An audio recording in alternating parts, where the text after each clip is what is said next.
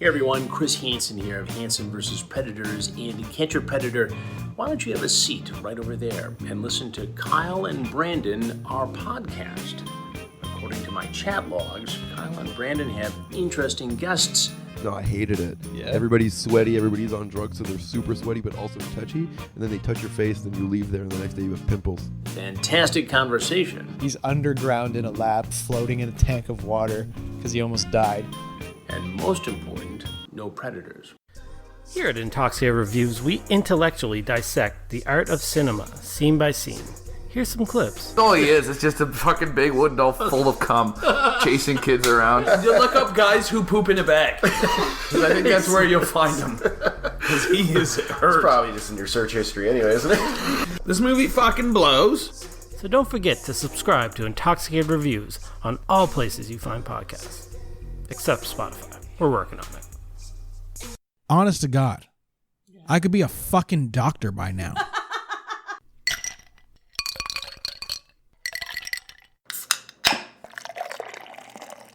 Do not take product if you are hypersensitive.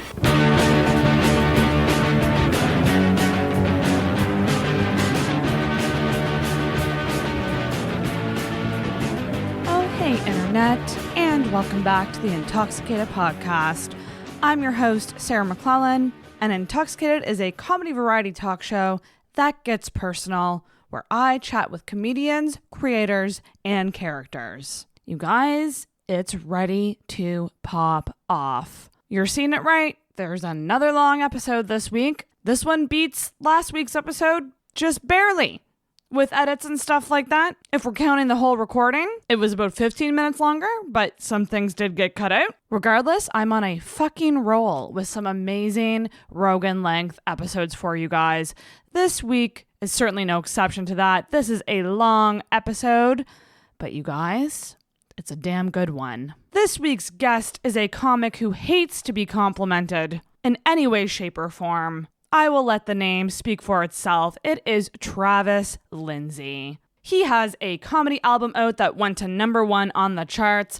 It is called The Kid Is All Right. Please make sure to download and stream that. He also has a brand new podcast out called The Church of Common Sense, and you can subscribe to that wherever you find podcasts. Please do, because it's amazing. If you're a listener, you are familiar with this guy. He has done live streams. He was part of the Boys Club comedy podcast, which I collaborated with quite a bit. And he is back on the show for a solo episode. It has been a long time since Travis has been on by himself.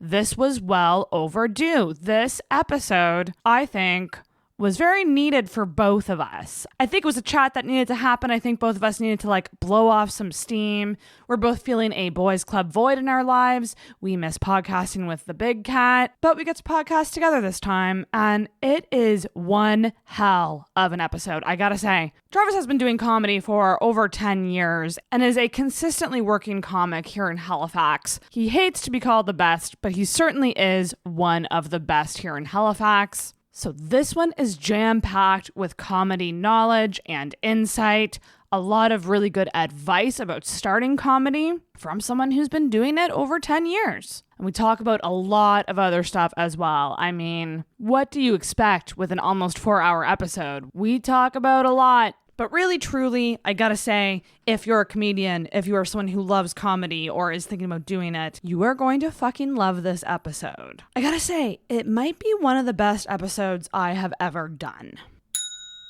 There you go, Travis. You hate being called one of the best comedians, but I'm totally allowed to say this was one of the best episodes. You guys are gonna fucking love it. And if you do make it to the end, at some point, we mention some instructions for a giveaway. This will only be available to the first person who does it, but if you listen near the end, there is a chance for you to win free entrance to the next Intoxicated Live event, which, announcement time, I have an announcement. It's happening. It's happening real soon, too.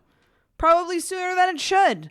But guys, I am doing a live debates comedy show on Friday, September 18th at Oasis Pub on Spring Garden Road at 9 p.m. So if you are a listener, you might have seen the live debates segment at the last live show back in February. You might have seen the live streams that I was doing over quarantine, doing debates. We're bringing it to the stage again, and it's happening.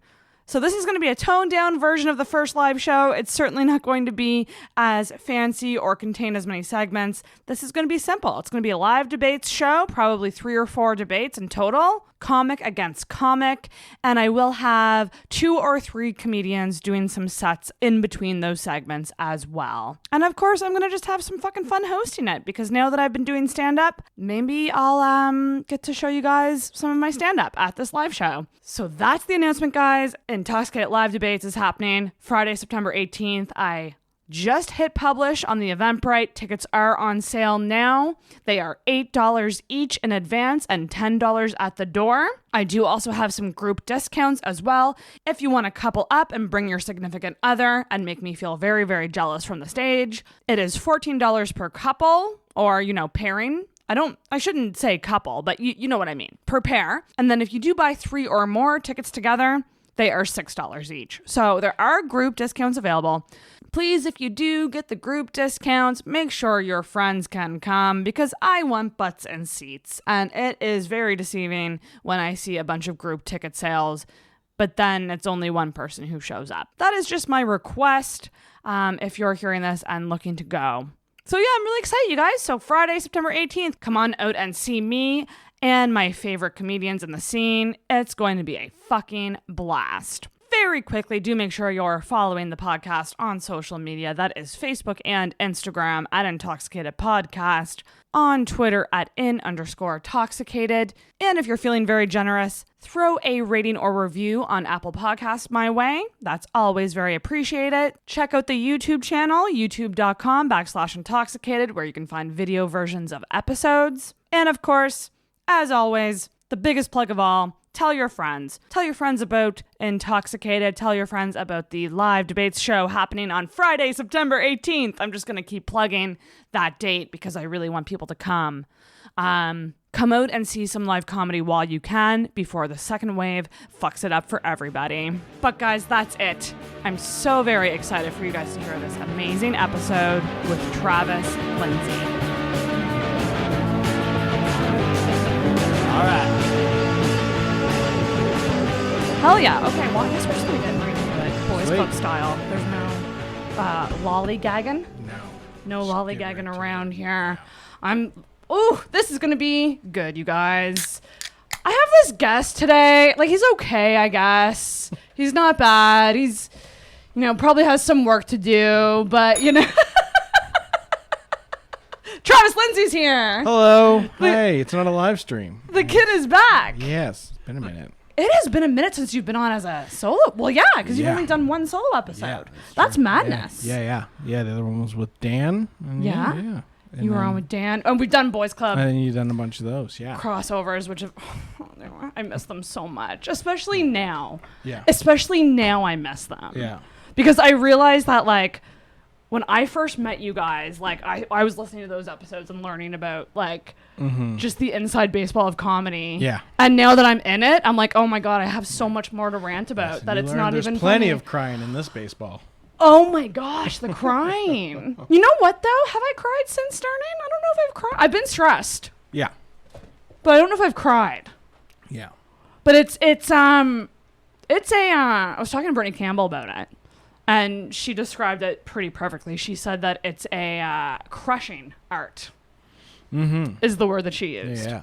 Because it's, like, not at all forgiving. Like, like someone paints a picture. Yeah. They put it in an art gallery. They don't see what people are saying about the painting. Yeah. They don't see their initial reactions to the painting.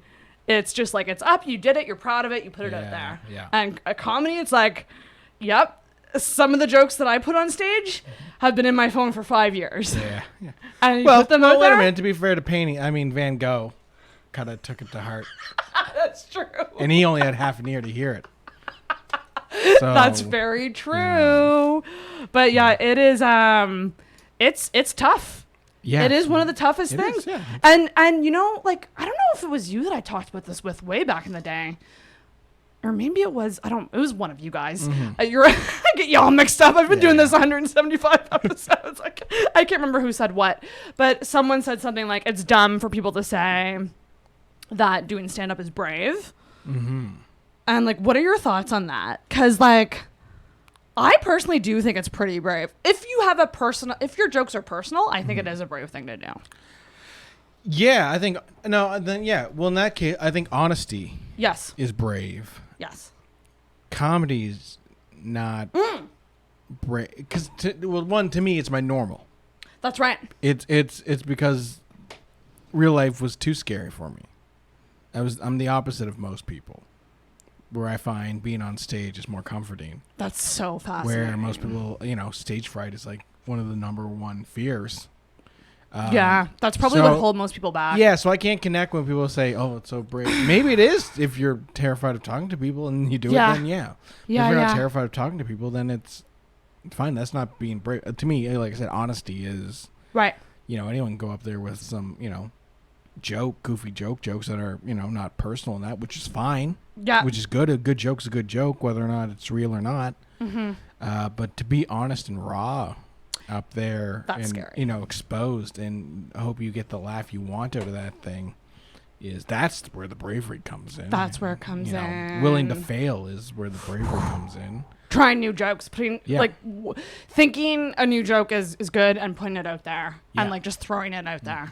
Is terrifying. Or thinking a new joke is shit and trying it is. Because sometimes you just need to fill minutes. Yeah, that's fair. I remember there was a moment with you actually when we were talking. It was at Freeman's when we were talking about me doing stand up, and then you said something like, "What you have isn't good," or like you said some generalization about like what you have now isn't good, and then I go, "Oh, but I love it." Yeah. Because like I do like that, and that's something I wanted to ask you about. We're really just getting right fucking into it here, which is like that. What people say is like, you're not supposed to like your jokes now. They're shitty jokes. Like when everything you do when you start is shitty. Yeah. I mean, like it at the time, invest in it, grow, nurture it.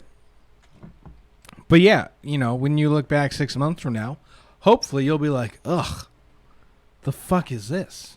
That's so interesting. That's so see, to me, that's so fascinating. Yeah. Because it's what I've been living with for so long. Yeah. It's so hard for me to think about the future and like what the new jokes are going to be. And like, if I can, like, I think that's one insecurity that I have right now is like, will I be able to write new jokes? That's wake terrifying. Up 4 days out of 7 going, I don't know how to do this shit anymore. Yeah. And like I feel like I lost whatever little power I had or illusion I had to come up with shit. I go, I don't know how I made this funny.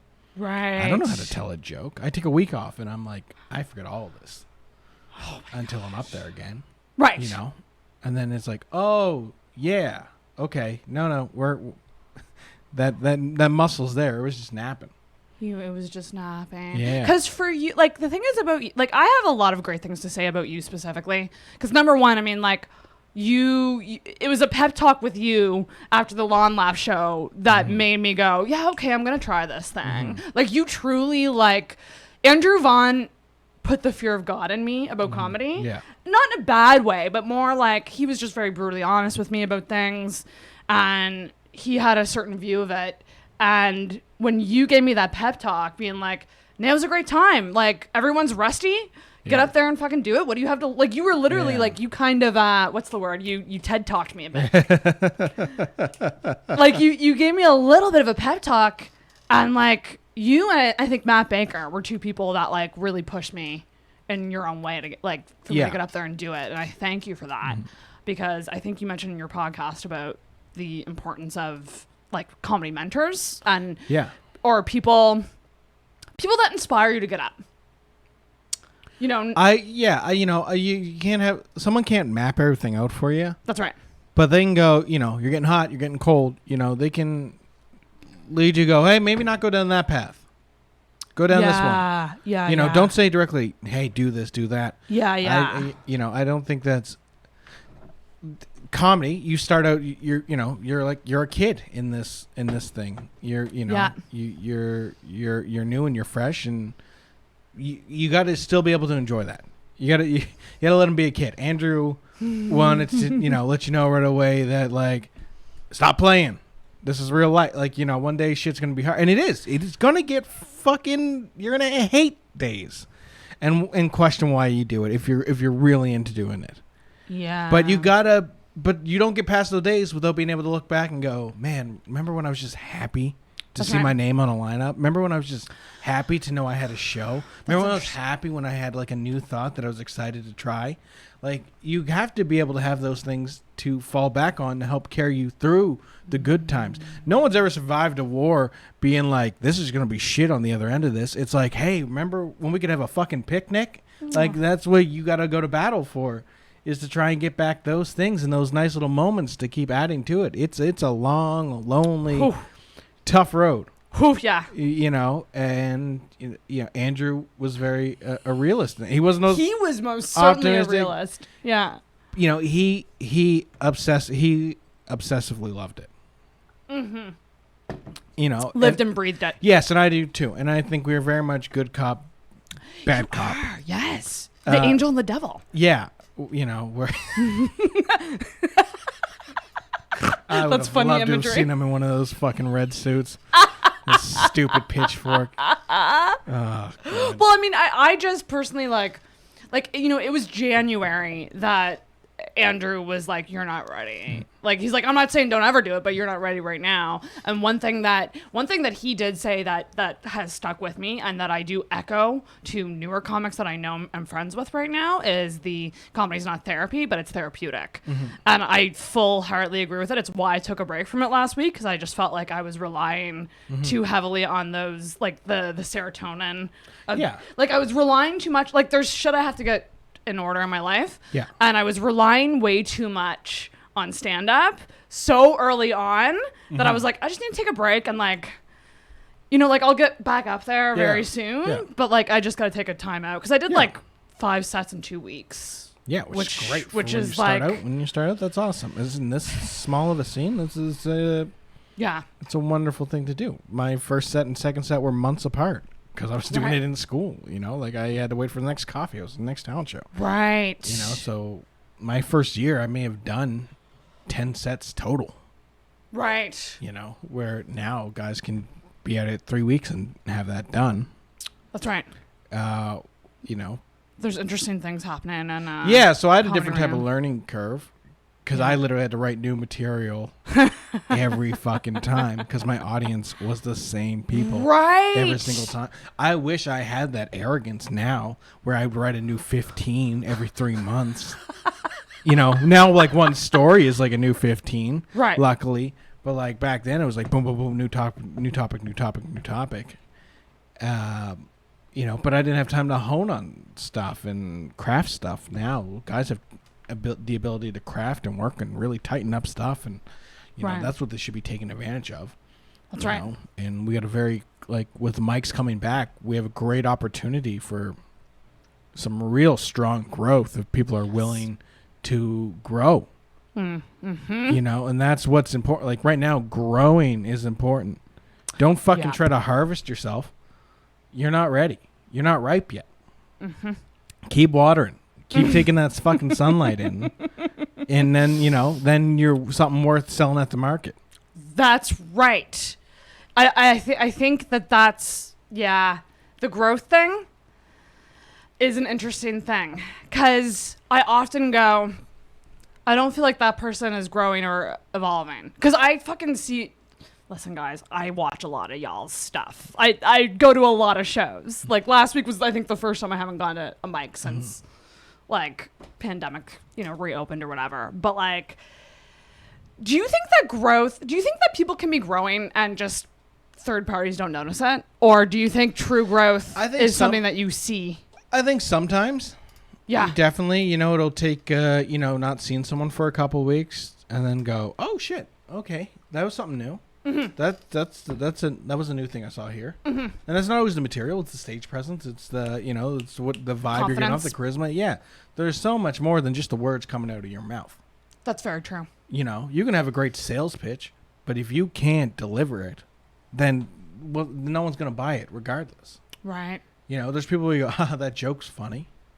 Yeah. But you want to be funny. Yeah. That's what people, people want to go, that guy's funny, not that joke was funny. And people gotta kind of like you.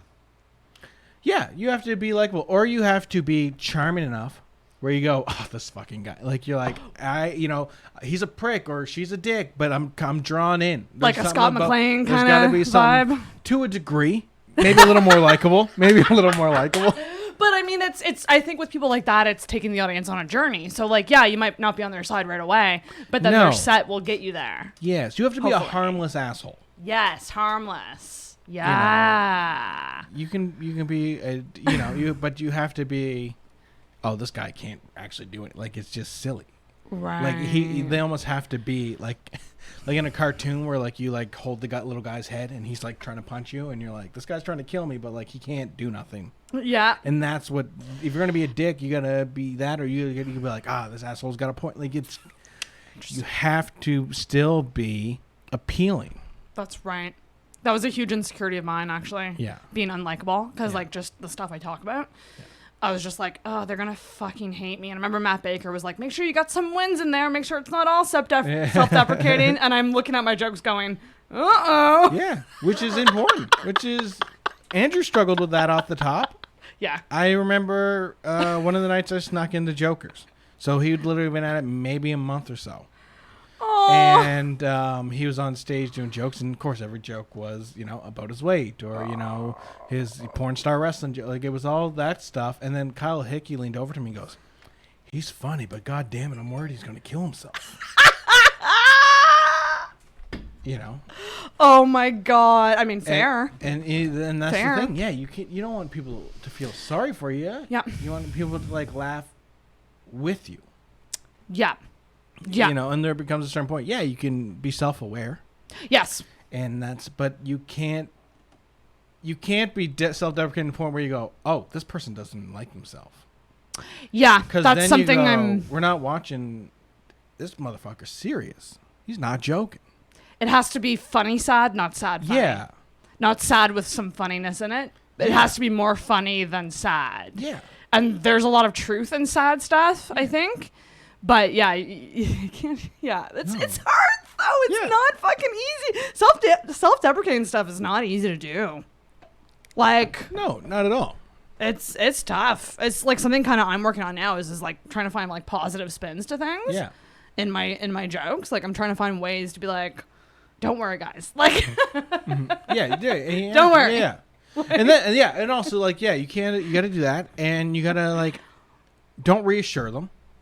Reassure them in your jokes. Right. Don't go, guys, I'm kidding. Unless you're leading into another bit to make it really double down, then don't go into, guys, I'm just joking. And then you got to hit them with something even harder. Right. You got to go, motherfuckers, you want to see where I could take this? Oh my gosh. Take them with you. That's so true, because there was one joke I had that it was the other woman stuff where I'm like, the best thing about being the other woman is you always know who they're fucking. Yeah.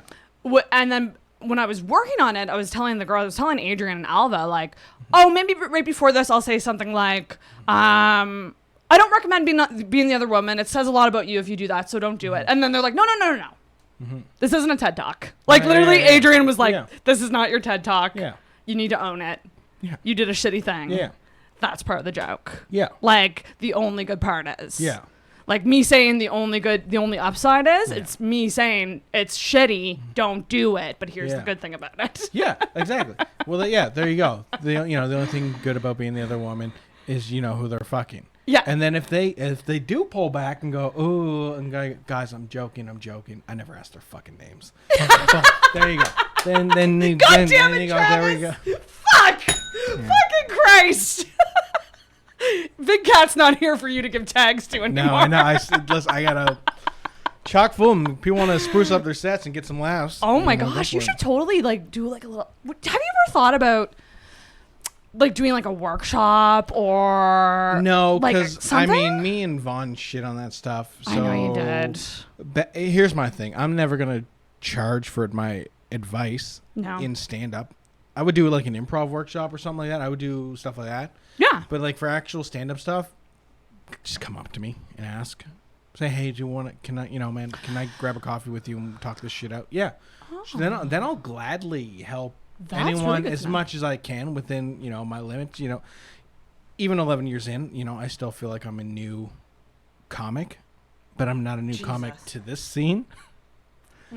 So in the world you are. Yes, where everyone is at now, I can help you from year 1 to year 11 within that realm.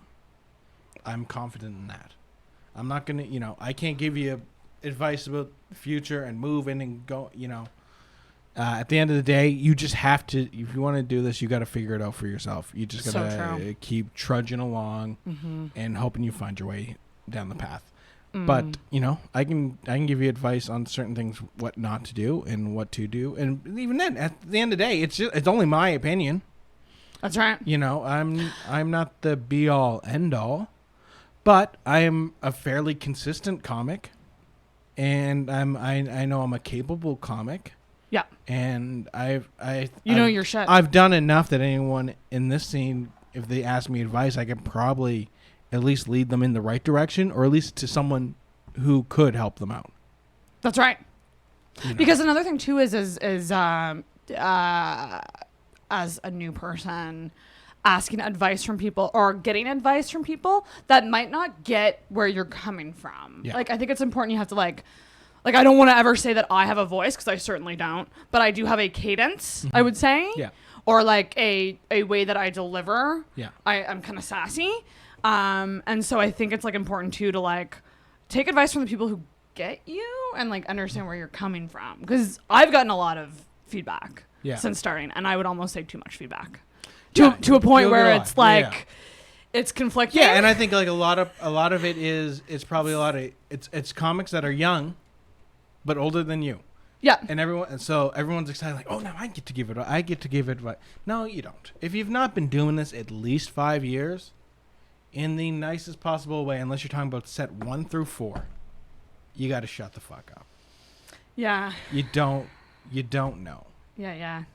You may know some definite do nots and some definite do's, but you don't have advice to give yet. Yeah, you have. You don't. Yeah. I don't know if you saw on that Halifax Noise comedy page.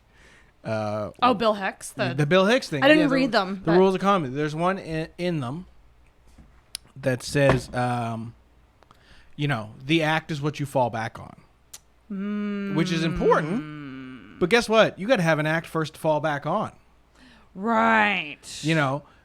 So I don't want young comics reading that and being like, oh, I'm going to go up there and riff and then fall back on my 5 minutes. No. You need a full headline set to fall back on. That's right. Or a really strong middle set to fall back on. You got to be interesting. You got to know how to use your voice. You got to know what your style is. Got to write jokes. You got to write jokes. Yeah. Yeah. You gotta have stuff in the tank. You can't just go out there and bullshit and talk about what you did that day. Yeah. Because you're not there yet. You don't have the foundations. Mm-hmm. You can be a funny person with no skills. I know tons of funny people that could never do stand-up comedy. Right. They're funny, like just their personality's funny. Yes. Or they're good. They're good off the cuff. Yeah. But to do it in that setting with a microphone, be captivating for between 5 minutes to 40 minutes to an hour to whatever. Mm-hmm. It takes certain tools and certain tricks, and it's an illusion.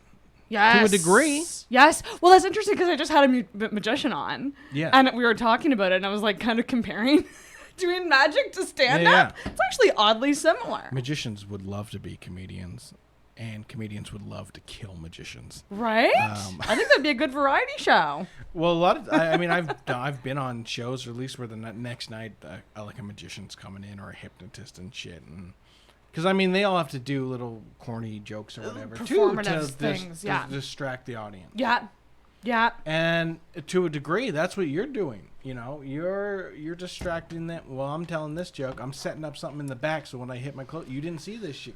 Here's the reveal. I have 40 minutes of filler for my punchline that ties back to whatever the fuck I said at the start of the set. And you can't see it coming. And that's a skill. Like, just the ability to be like, okay, I have all the, like, here's all the jokes I have. I have a shit ton of jokes. And to get up there and go and adapt to the energy in the room, to go like, okay, well, I'm not going to, they didn't really feel this one, so I'm not going to do this one later. I'll do this one instead. Yeah. Like, just having, that is wild to me. Because right now, my sets are so planned out, like, down to the order. Yeah. Down to the order that I say them in. Every single time I go up, it's totally planned. Yeah. So just the idea of like getting to a point in comedy where you can kind of just like show up and go, I don't even, like, I think you said on my first set, you're like, I don't really know what I'm doing tonight. I'll figure it out. Like, just to roll in and like figure it out. Yeah. And, that takes years. Yeah. Holy shit. You know, and to a degree. That's 95% true. Yeah. And when I say I don't know what I'm going to do, I don't as a whole. I have, I still have shit written down on a set list. Yes. But I don't know what I'm going to do out of that. I'm not confident where I'm going to deliver all this stuff. I'm going to go, hey, this is me working on stuff. Boom, boom, boom. Right. You know, I'm not going to ask them, is this funny? I'm still going to try to deliver it. That it is funny. I'm going to tell you that this is funny. I think a lot of people ask for permission. You know, does this joke work? Is this something? Blah, blah, blah, blah. No, tell your shit, and then if you kind of get an inkling, go, oh, yeah, there's something there. And then keep going. Move it through. And, you know, that right there, you tells them, you go, yeah, this is funny. This is not developed, but there's something this will be a joke. There's bones. Which is important. Bones to it. I think, too many people are not confident in the right way. Oh, that's interesting. Yeah, because the confidence thing is another thing that I had to constantly... psychologically, it was very strange for me because I felt confident. Yeah. And then I felt bad about feeling confident. Yeah. And then I was just like, okay, I think my confidence, it might not be in the jokes yet. Yeah. Even though I think the jokes are okay. Yeah. It's more me being up there I'm confident about. Yeah. Because I actually surprised myself with it. Like, once I got up there, I didn't feel that nervous. But it was it's weird psychologically to like constantly be like, I had fun. No, I didn't. No, you got work to do. Yeah. Don't have fun. Like, it's really strange. Yeah. No, have fun and enjoy it. But don't start thinking about being like, okay, well, I'm gonna book a headline show. I'm gonna start selling tickets. You gotta fucking be a new comic. Enjoy figuring it out. Yeah. Don't rush to have your name on a poster or whatever. Yeah. You know, if an opportunity presents itself, take it. If you want to take it. Yeah. You know, listen. I don't blame people for taking opportunities if it comes your way. They're few and far between. That's right. You got to take what you can get. Mm-hmm. But also, like, you know your worth. Mm-hmm. Think about how this could affect the scene as a whole. That's a good point. Because there are rooms that had one bad yuck show in 1989 and still will not touch comedy. Because the one bad show ruined it. Bad apple ruined it for the bunch. They'll go, we had a show here 30 years ago. It was fucking horrendous. We don't know if we want to do that again. That's sad. Even though those comics may not be doing stand-up anymore, you know, probably 2 out of the 3 are dead, but they still do not want comedy. They go, yeah, this bad shit. It won't even be the same audience, the same bar staff, but the vibe in that room, it's tainted. That is unfortunate. So if you are going to do shows in new rooms and that, have a great first show. You don't even necessarily need to put yourself on it. Here's an opportunity. Put a show. I'll do it. Thank you. Have a show, and then stack the lineup with 2 to 3 really strong acts, and then you can once you have, you know, you've curried favor with these people, then you can take more of a risk. You can potentially have an okay iffy show. That first show's got to be good. Yeah. Whether they're happy with it or not, and they go, yeah, we're happy with it. But then if you have another show and it's the exact same shit, it's going to go down, and it's going to go down, and then there's not going to be any comedy there. Yeah. You know, you can't burn these rooms down for the sake of boom, boom. Listen, hustle. Hustling's important. But hustle to get good. And then hustle to get great. Yeah. And then hustle to create all these shows. Then you're creating opportunities for everyone else, and you're nurturing the scene. You're giving back to the ecosystem of comedy. Yes. You know, right now what you're doing is you're creating plastic. And we can't do shit the focus with it isn't, it's not being focused in the right areas. Yeah. And like this will get me in trouble for sure if certain people hear this, but fuck it, I'm here with the kid. Oh, yeah. If there's any episode for me to get in trouble on, it'll be this one. I personally don't think all producers should have to be on every show that they produce. No. I think a producer's job is to make a good show that's as diverse as it can be. Yeah. In all respects, different kinds of comedy, women, like me. Exactly. Put Travis on. But like, you know, make a point to think about what the audience wants, because I can't tell you how many messages I've gotten being like, I'm sick of all male lineups. I'm sick of the same lineups. And it's like, yeah, people want to see different people up there. Yeah. And I think as a producer, yes, I totally get creating your own opportunities because you also want to get up there and do your thing. But I also fully believe in, like, think about the fucking audience. Yeah. No, creating shows can't be a selfish endeavor. It shouldn't be. It's got to be, you know, create a show for you. Use it as a launching point for you, of course. But at the same time, strap some people to this rocket. You know, there's extra room on this fucking spaceship. And it's there for a reason. And it's, you know, you can't just do it all by yourself until you're a name. And then that has more weight. And then you can do, you know, the shows by yourself. And that you got to, you know, you have to look after the scene. You gotta nurture the scene no matter what level you're at, you know? Yeah. This is a thing that doesn't get respect as it is. The way that you said that it was an ecosystem is a perfect way to describe it. Yeah.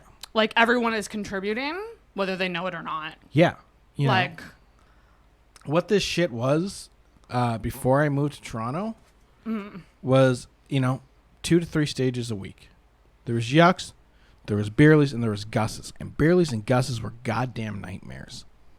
You'd sign up for them and then totally regret it and second guess everything.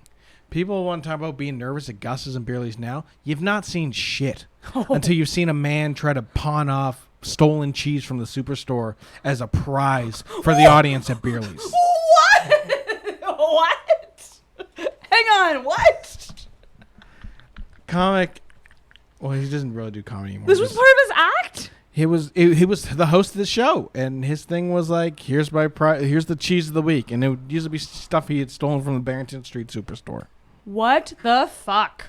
See, and then he found God. I really only started going to shows here like within the last 3 years. Like I have no idea what it was like before you came in a sweet spot. It used to just be, you know, like I said, Gus's, Beerleys, and Yucks. And then you would hope on a night where you had both shows that you were doing Beerleys first so you could go down to Yucks and not leave wanting to kill yourself. Jesus. People have not seen... I've rarely seen in the last 5 years like a Beerleys. You know, I've seen some rougher shows, but I've never seen what they were. See, I feel like a lot of people say Beerleys is one of the hardest rooms. But I also hear people saying Gus's is. But it's never Oasis. No. Like it's always one of the two. Yeah. Because they're like the two established rooms, and you know they're more comedy savvy to a degree, or at least where they've seen it. Like these people have seen it while waiting for karaoke, or they've seen comedy while waiting for burgers and shit. Yeah. But you know, eventually Oasis will probably become, you know, like it's rooms over time, because the comics may change, but the clientele for these bars does not really change. You know, it's you might get some different students if it's in a more student-centric area. Mm-hmm. But the main people that go to these places are regulars. Mm. So they've seen, your alternative bit that no one else has done before. Oh God. They've seen your I'm gonna insert a 9/11 reference here. Like they've seen all the tricks. They can kind of read the room. Right. So you have to be yourself, which is hard. When you're a new comic, the first thing you got to work on is the jokes. And at least learning the structure of a joke. Yes. You got to learn the skeletal system of a bit more than actually if it's funny or not. You got to be able to know the notes before you can actually play them. Because then when a funny thing comes up in your head in the future, then you'll know how to use it. Oh, I know where to fit this in. Yeah. Then you know. Every comic's got to start off playing fucking hot cross buns before they can get into jazz. You gotta know the notes. You gotta know what to play before you can start getting all wild and crazy. Right. There's exceptions to every rule. Yes. But these are the fundamentals. You gotta walk before you can run, and I think a lot of people are already on their ready, set, go stance, and it's like no. Mm-hmm. You haven't gotten onto the ice yet. You're still waiting in line for your pair of skates.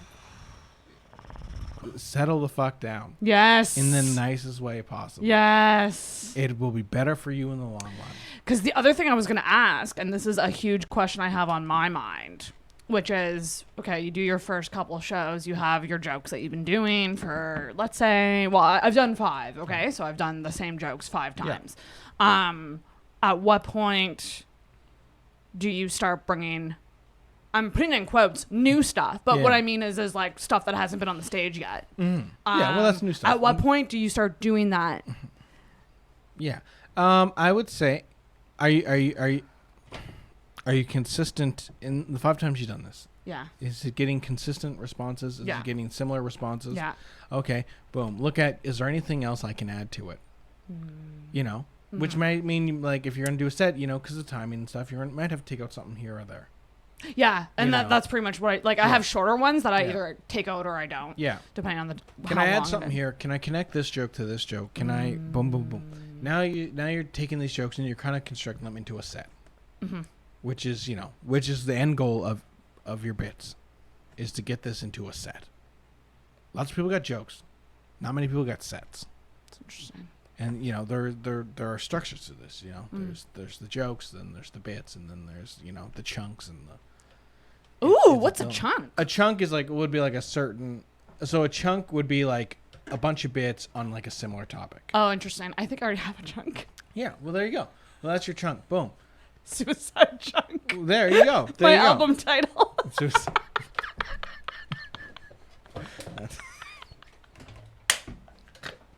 New comic thing to do.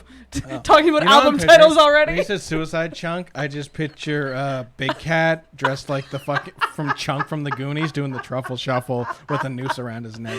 Oh my god.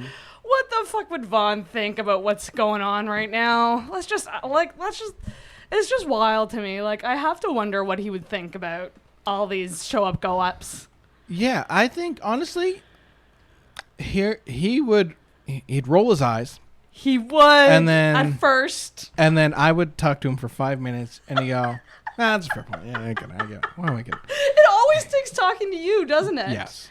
I know that, when he would rant about stuff to me, before a Tuesday, I would just go, "Don't judge him yet. Yeah. Wait until after Tuesday." Yeah.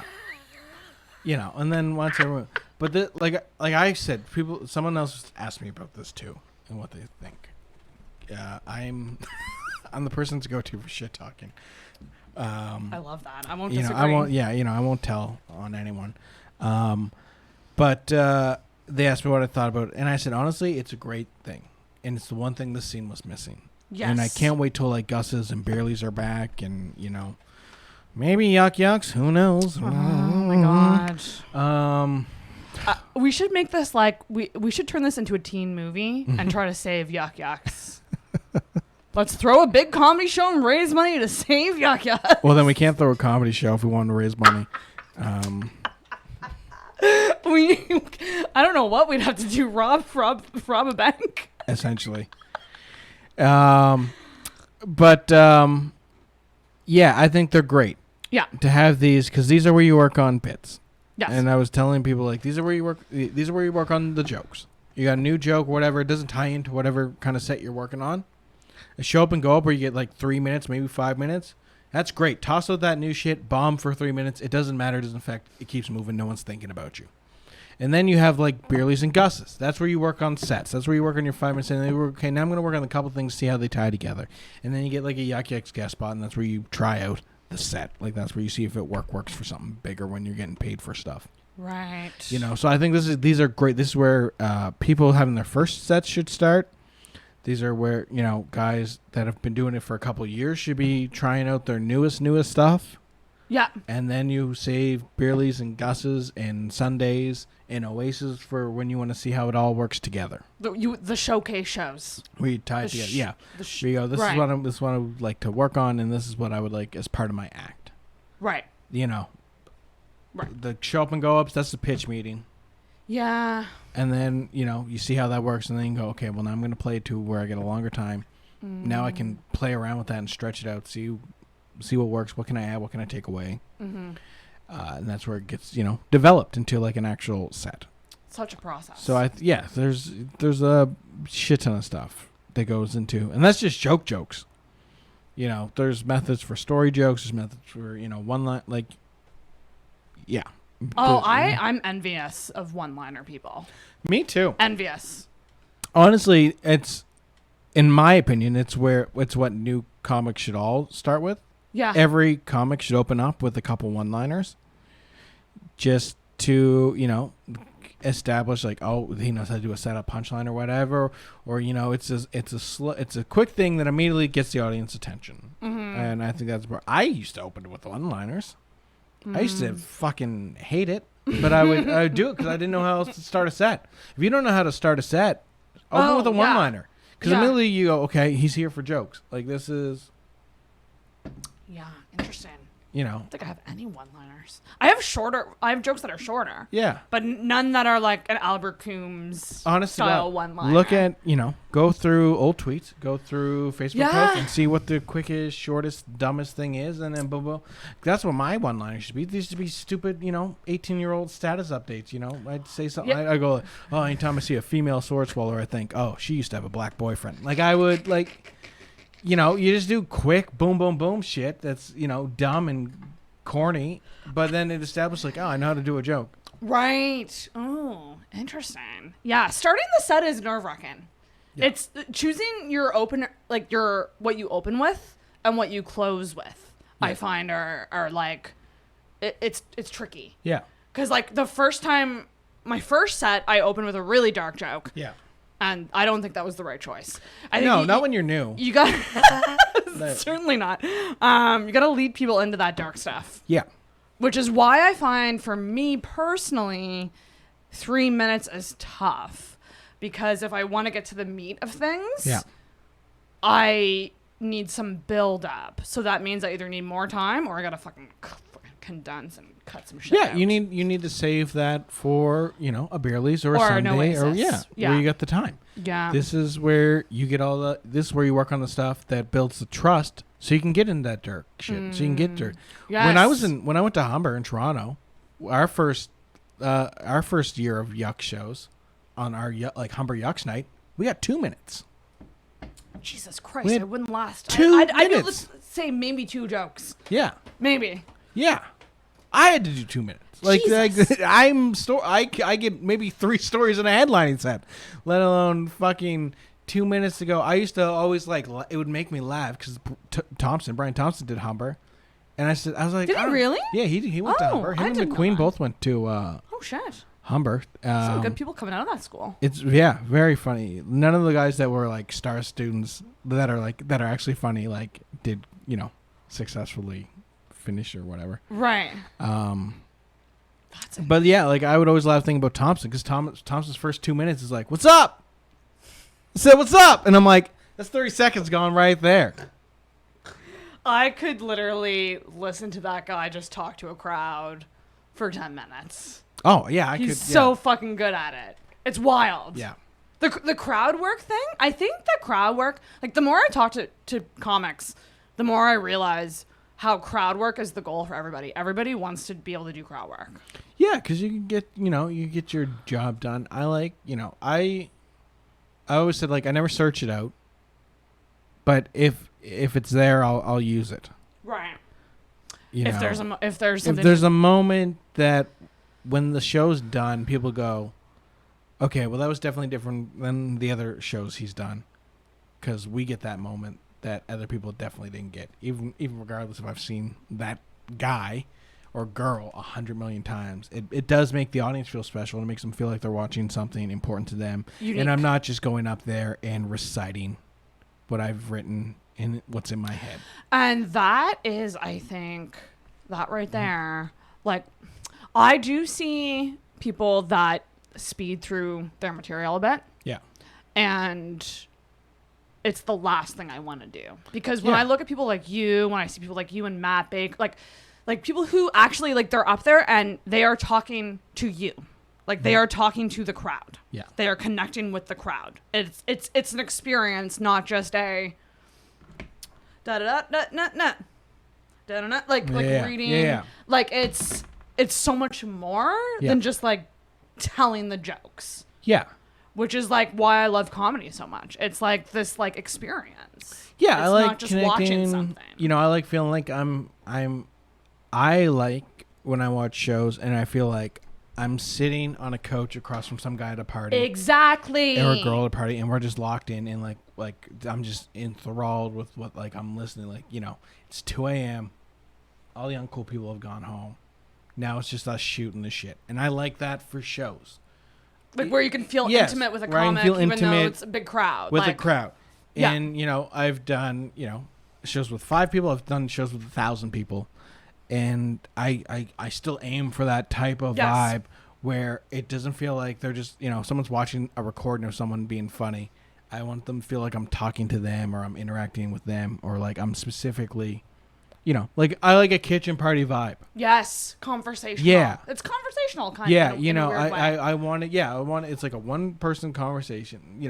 It's a monologue disguised as a conversation. Yes. Ooh. I like it to feel like it's a kitchen party, and someone may be in the other room, and they go, what's that guy in there time? And then, like, they slowly and they join in. And they join in, and it slowly builds, and you're just kind of holding court for this entire room of people. So and awesome. Some people are loving it, other people are fucking rolling their eyes and going, no, he's fucking wrong here. You don't ever want everyone to be happy with your set. Yeah, that's very true. You gotta upset a couple people. Yeah. Or you're not doing it right, I would agree with that, honestly. Yeah. Then what are you doing? You're just doing, like... Yeah. You can't be water. Someone has to dislike you. Like, what I mean? Yeah. Like, you can't be for everyone. You have to be yourself. You have to be honest. You have to be true. The genuineness is, like, yeah, so even key. if your joke's bullshit, it's got to be coming from a real place. Yeah. It doesn't need to be a true story, but it needs to be true to you. Yeah. Because there's always elaboration and stuff. Or, like, slight lies. Yeah. There's always embellishments and shit, and, But it's still got to make sense. It's still got to be, a story you can perform in court where the jury goes, okay, he's telling the truth. Like, fascinating. Wows. Yeah. So so we're coming out of a lockdown. Mm-hmm. And how have you been during this time? Because it's been a weird fucking time. It was all over the place. Yeah, it seems like so long ago. Like what, like, when we were deep in it. Yeah. Where, like, it was only April. Like, stuff only started opening up in, like, June. But, like, it feels forever ago. It feels like so much. It feels almost normal. It does feel almost normal. That people got masks on their face. Yeah. You know what I mean? And, like, but even then, like, you can pretty much, there's not really waiting in line for stores, unless it's Lululemon. There's no waiting in line to get into stores. Fucking Jesus Christ. Why are you buying $90 leggings? Ask the crowd of people that look like they're there for fucking band tickets. It's yeah, seriously. It's insane. Yeah. Yeah, things do feel, and it's making me nervous how normal it feels, because I feel like it could be taken away at any moment. Yeah. Oh, absolutely. Once that second wave comes, which it will. It will. We're going to get, I would say we're going to at least get up to like 30 or 40 cases again. And then shit will have to like pull back. And just hopefully people are smart enough to take it seriously. You know, everyone, you know, don't listen to the bullshit online where, you know, it's a hoax and it's this and there are people dying every fucking second. Yeah. It's the most disrespectful shit you can say to say, oh, this is a hoax and this is whatever. People have lost their kids. They've lost their parents. They've lost their spouse. They've lost their cousins. It's people are suffering. And, well, it hasn't happened to me. Great. So what? It hasn't happened to you. I won the fucking lottery. It doesn't mean people aren't cashing in $17 million tickets. Oh, well, it's only 1% of the... There's 7 billion people. 1% still a lot of fucking people. I know. Yeah, it's ridiculous. You know, it's the government seeing who's sheep. Really? They're going to do a little mask test to see who's going to listen to the government? The government could fuck you up tomorrow. It doesn't matter whether you wore a mask or not. You don't own a tank. You're not army trained. Who the fuck do you think you are where you're like, well, if I don't do what they say, they're going to be like, well, I'm not going to fuck with that guy. He's not wearing a bit of string on his head. Kiss my ass. Oh, my God. Oh, the kid. I feel like with you're someone who can perfectly do jokes about something topical or something going on in the world currently, but make it also personal. Like you kind of tie them both together. Yeah. In this really awesome way when you're on stage. So you must have like just been writing like crazy over this. Writing or like taking notes, you know, and just how I feel on things. And like, you know, at the end, like that's how I look at it. This is how I feel. Yes. This is not a certified opinion. I'm not an expert. I watch things, which I think is different than a lot of people. A lot of people see things, but they're not watching. Oh, I saw this. I seen this. You weren't watching it though. You acknowledged that it happened, then you turned your head. I keep locking in after I've lost interest to figure out what the fuck's going on here. Right. You're like a fly on the wall. Yeah. And right. I like to know what's going on. Doesn't mean I understand what's going on totally. Doesn't mean I know what's going on. But if I keep it personal, I'm still in my element because I'm coming from how my emotions are. That's and right. And I still try to put some logic in it. Because at the end of the day, you need some logic in your emotion. You need some emotion in your logic or else you're not saying shit. I love that. Yeah, that's a really good way to look at it. Yeah. Yeah. So, you know, I've been taking notes, and it's materials easier to come by when your friend dies. Well, also too, I have to say, like, you have a really active Twitter, and a lot of people poo-poo social media and stuff, but like the fact that you have those tweets, like you just said earlier, you can go back on and look at your tweets and potentially find inspiration for jokes. Yeah. So that right there is a case for people to be tweeting more or, you know, recording their thoughts more. Use it all. Throw it all out there. You know, post your thing on Instagram, post it on Twitter, post it on Facebook. Who cares if someone goes, well, so you post this on Instagram, whatever. Watch for it. Because sometimes what doesn't get a lot of likes on Twitter will get a lot of likes on Facebook. And what doesn't get a lot of likes on Facebook will get a lot of likes. So you start learning, you go, okay, well, that's the audience for this kind of thing. This is the audience for this. And it's all a learning thing. You know, don't treat it like it's an open mic. No. But just, you know, toss it at the wall, see what kind of sticks, and go, okay, there's something to develop here. Yeah. You know, don't focus on like, oh, if this gets 10 likes, I'm going to try it on stage. Try it on stage if it gets nothing. Because I've posted tweets and I've posted Facebook things that don't get much of a response there, and I've done them on stage and they've killed. And then sometimes and I go, okay, well, that's the medium. Because everything is, Twitter has a different cadence than Facebook. Facebook has a different cadence than Instagram. Instagram has a different cadence than the goddamn stage. Yes. They're all different places where they're all different audiences. God, yeah. Try it. What's the worst that's going to happen? Yeah, I have a joke in my set that was a Facebook stats. Literally almost word for word. Yeah. And there's just a simple little joke. And I'm like, wrong with that. I'm so glad that like I went back and screenshot so much shit. Yeah. Because it's a good way to like, find jokes out of your thoughts. Absolutely. It's good to have, you know, there's days where you're up for, you know, you're set up for a mic. You don't want to do old shit, but you don't really have anything new. Yeah. Hop on Twitter, hop on Facebook, scroll through, see what I said that's still relevant. Sometimes shit that you posted back then is more relevant now than when you posted it. True. I have plenty of jokes that I wrote 4 years ago that weren't getting shit until today. Right. Interesting. There's a time and a place for everything. Mm-hmm. And now you have something even better, which is a podcast. Yes.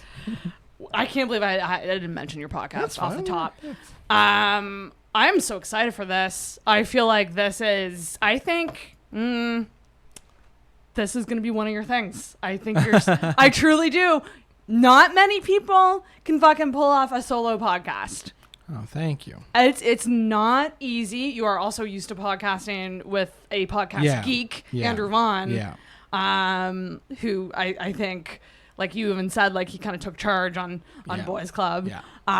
So what's that been like? So you're doing, well, first of all, we got to talk about it. It's Church of Common Sense. Church of Common Sense, which is, I guess, essentially a Boys Club spinoff. Yes. It was, that segment developed on there, which would just be usually my more rantier times when Andrew didn't really have a dog in the fight, but I was passionate about something I would go off on. And yeah, it's a one-man podcast where I talk shit for an hour. I read people's questions and confessions. If you'd like to send in a question or confession, I'm happy to read it. You can email me at fatherlindsay@gmail.com. It was the only perfect. Father Lindsay and the Church at gmail.com. I had to find something that wasn't taken, but like fit in. I love it. Believe it or not, like Church of Common Sense for an email account was taken and stuff, and I'm like, that's wild. Go fuck yourself. That is wild. Yeah. Who the fuck would think that? Yeah. So, Father Lindsay and the Church at gmail.com. Send in your emails and questions and confessions. I don't read people's names unless you specifically would like me to. Other than that, it's totally anonymous. So yeah, I usually half the podcast questions in that. The other half's me talking about whatever's going on. Sometimes it's personal, sometimes it's new stuff, sometimes it's about movies. It's literally Boys Club if you turn the volume off on the other half of Boys Club.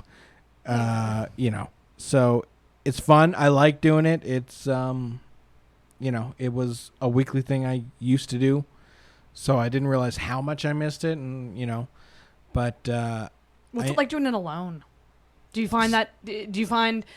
Because like when I do bonus episodes for Patreon, like I go into it hating it, and then once I'm in it, I'm like, oh, this is kind of just fun. Once I'm in the groove, once I hit that, once I jump out of the plane, I'm like, okay, my parachute's gonna work. I'm okay. Yeah. But every episode I get done, I go, God damn, that was an hour and 20. I was expecting, I was expecting to lose steam at 15 minutes.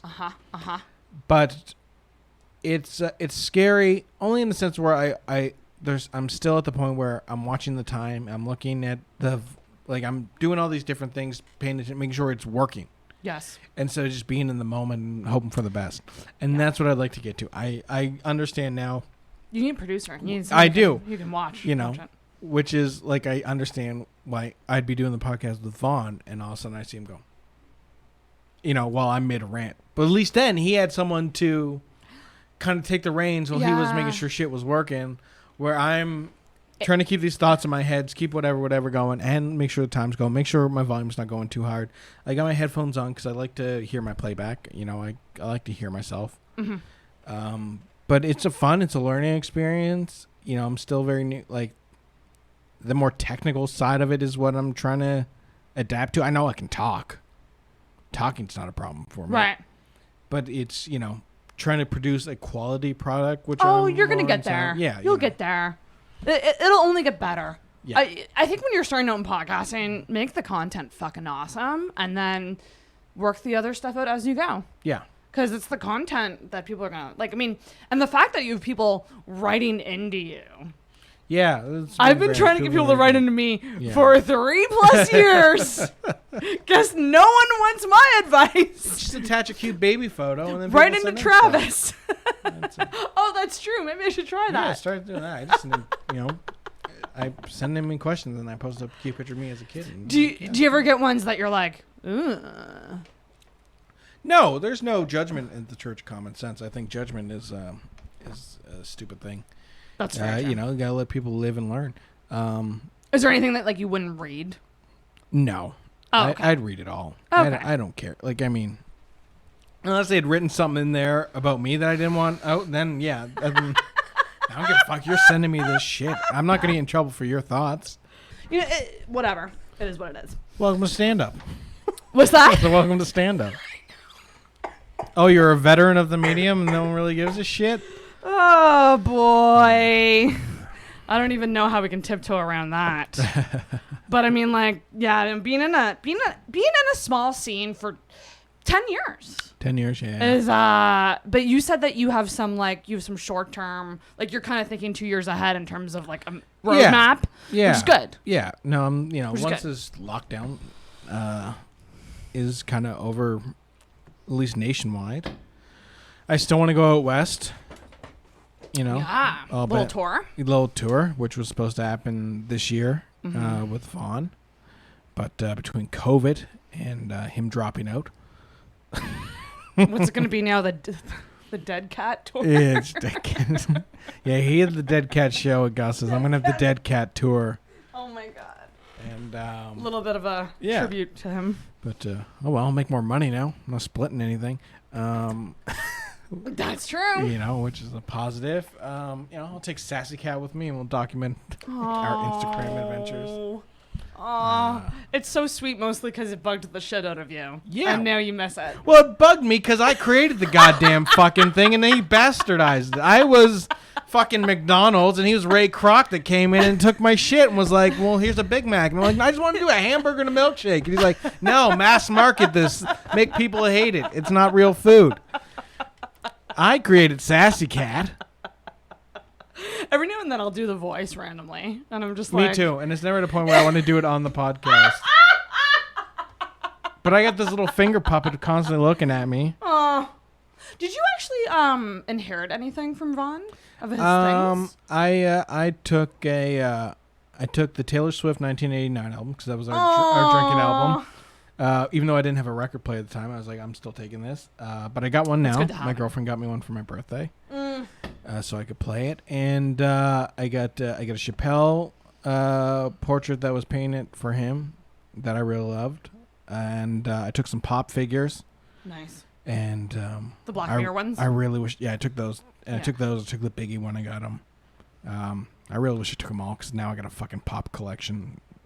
I'm just dealing with shit in weird ways. Yeah. So, but now I'm spending money on ones I know he had. I could have got for free. Yeah, that's about it. And I took the Sassy Cat finger puppet. Those are good choices. Yeah, it was all personal stuff. Even the pop figures that I did take were like personal, connected, like ones, and like Fuck, that must have been... Did you actually go over to the apartment? Yeah, I went over about a week later, maybe. That's brutal. I thought it wasn't as bad. I don't think it really kind of hit me when I was there. It was he's just touring in Ontario. Yeah, that's it. That's the equivalent of living on a farm for a pet. Yeah, so I went and Richard came had picked me up and I drove over the place and it was nice to kind of be there one last time as well. It looked like it was like still there. That being said, I still when Richard's last day in the apartment, I screenshotted his Instagram story just just as a view, just so I have that's a good call. The shape of the place and especially because you were there weekly. I was there weekly. You were there every week. Pretty much. One thing, I missed a couple literally the last 2 weeks. I wasn't there because I was on vacation with my girlfriend, which I would have been there night of. That's wild. Yeah, which had stuck in my mind for every now and then, still does. But I had to move our vacation because I had a show which got canceled due to COVID. So had I known that, I wouldn't have moved my vacation. I would have been there the night before, and then of course you get into that dumb thing where you're like, "Oh, I would have noticed this, and I would have forced and you do the blame game on yourself." And the Friday before he asked me to come watch wrestling with him and Neil, and I was like, "Oh man, I'm busy after my show. I'm sorry, whatever." And of course you go, "I should just fucking." You weren't that tired. You could have went and watched this fucking show with them, and So there's a lot of what ifs and what could shoulda, woulda, couldas. But at the same time, it used to bug me the last time I saw him was a Monday at Gus's. And then it became something nice for me because, that's where we became friends. That's how he got me to really start taking this shit more serious again when I was at a point where I wanted to quit. So, I was like, I like that. It kind of ended where it started, and his last thing God, that's texting me wild. was, us bitching about stuff, which is like, I like that there wasn't any weird, like, one special thing. It was a normal thing. So our friendship was the same throughout. I would, of course, I still messaged him after I found out he died. That I was pissed at him. Did you message him? I did message him. Do you want to know what's wild? So my last text to him was about Boys Club because because I was hearing a buzz on your guys' episodes, like in my headphones, and that morning I was like, I screen recorded like me listening to the episode. Let me know if you can hear it. That was my last message to him. And then I noticed that like mid-April someone read it, and I was like, oh God. Because can you imagine the messages that probably came through? Yeah. Because people didn't believe it. I had a lot of people messaging me like, "Is this a joke? Is this whatever?" And like, it was a fucked up thing because he was taking the month off of social media, which is kind of hilarious. Yeah. Which kind of like ended like his sets did around the end, where he would just go, "Bye." I think he cheated. I have a bone to pick with you, Andrew, if you're listening. You said that you were taking a month off from social media, but you still would log on to promote Boys Club, and I think that that's cheating. You got to promote the brand. You can't argue with me, big cat. You're gone. But and that's for people who might not remember, although I fucking talk about him like almost every goddamn episode. But you and I received a phone call on March 18th that probably changed both of our lives. Yeah. And it hasn't gotten easier. I truly don't know. It's just it's such a void in my life. I don't know. It's just been hard. Well, it's weird. Like every time I think things have settled in, there'll be like one new thing where I'm like, this, I would have talked to him about this. Right. I would have talked to him about this, Yeah. There's a lot of that shit. There's, the first show's back. And like anytime I get a new bit, that was the guy I was like, I got a new joke, man. I can't wait for you to hear this shit. And then at a show, I'm going to say, like, oh, that, that bit's really good, or that's something, or, I'm, hearing a new joke from him and being like, that's just good. Here's a punchline that'll make it work. Yeah.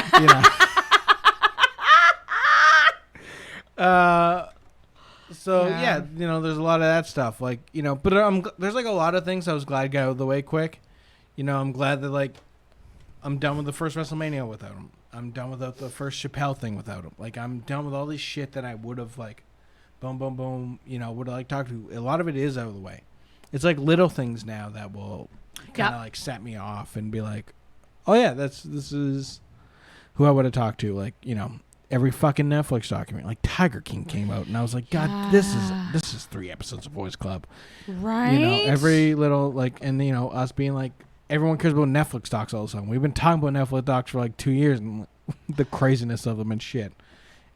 Every now and then I'll find a new crime doc where I'm like, oh God, this is who I could have been able to talk to about and get them all hooked on. And even just his stupid messages that he would send people, it's just the gossiping. Yeah, I miss the gossiping.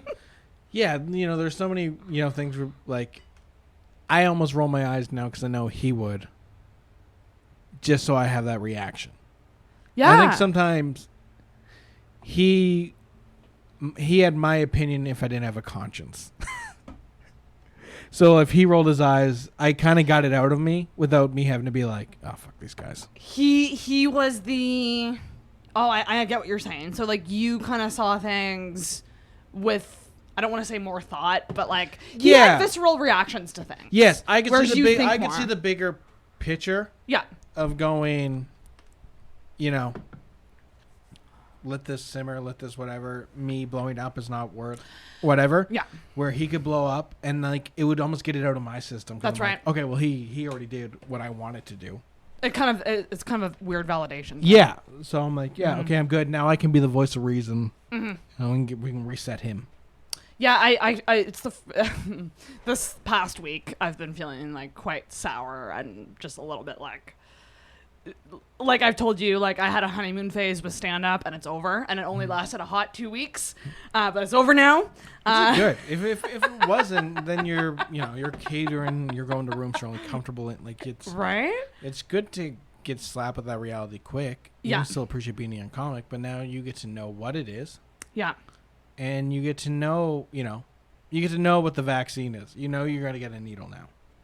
Yeah. You don't have this naivety where, like, months down the line, you're like, what's going on? And then someone jabs you with it. You're ready for it. You're ready. Like, I know what's coming. And I truly felt like he took over my soul this past week in terms of my thoughts. Are you feeling bloated? Actually, yes. I have a weird craving for a hot dog pizza too. I don't know. I don't know what that is. It's weird though. Like I truly because I think you haven't talked about this on my podcast yet, but you said that you had a moment after he died where you kind of felt like he was with you in a weird way, and something weird happened with the Wire song. Oh yeah. I was walking. I went for a walk. I was at my girlfriend's place when we were quarantined. I went for a walk.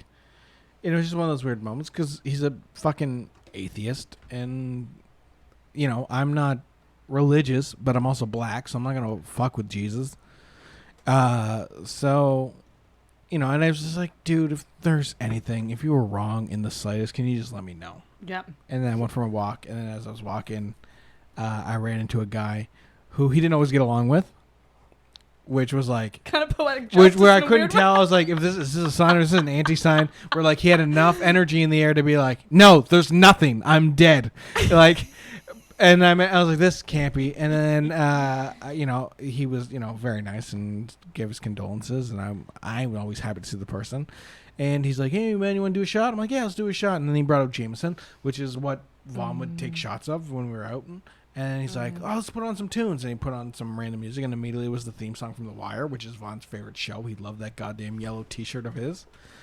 And I was like, okay, maybe there is. And then, if there's not, whatever. That's the best thing about, being wrong about heaven. You don't know you're wrong. You truly don't. You truly don't. If I can have something in my head where I go, oh, I'm going to see my best friend again someday. Great, what's wrong with that? I'm not pushing it on anyone. I just like the thought that, yeah. I'm going to see him there and be like, yeah. Give me the light. I'm personally very pissed because I do really believe in ghosts. Yeah. And I buy in to all of that witchy shit, and I've experienced nothing. And it's such a piss off to me because I'm like, come on, you fucker. Tell me that you're around, you son of a bitch. Yeah. God damn it. I was half tempted. I thought it might be fun to like find a medium. Yeah. Well, you got to find an extra large.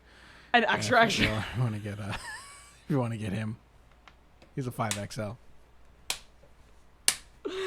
I truly am like, that is a weird thing because he was an atheist. Yeah. And it's weird to be like, I'm curious as to if he's still around, but I'm more just like, if I went to a medium and said nothing, a medium that I would say only books through phone, like who doesn't know my social media or anything like that. It would be so interesting to like have a medium on the show and just have maybe say that like you're just here hanging out too and see if anything comes up. Yeah. Because before that fucker died, he agreed to get a tarot card reading with me. Boy, he will do anything to get out of stuff he doesn't want to do, huh?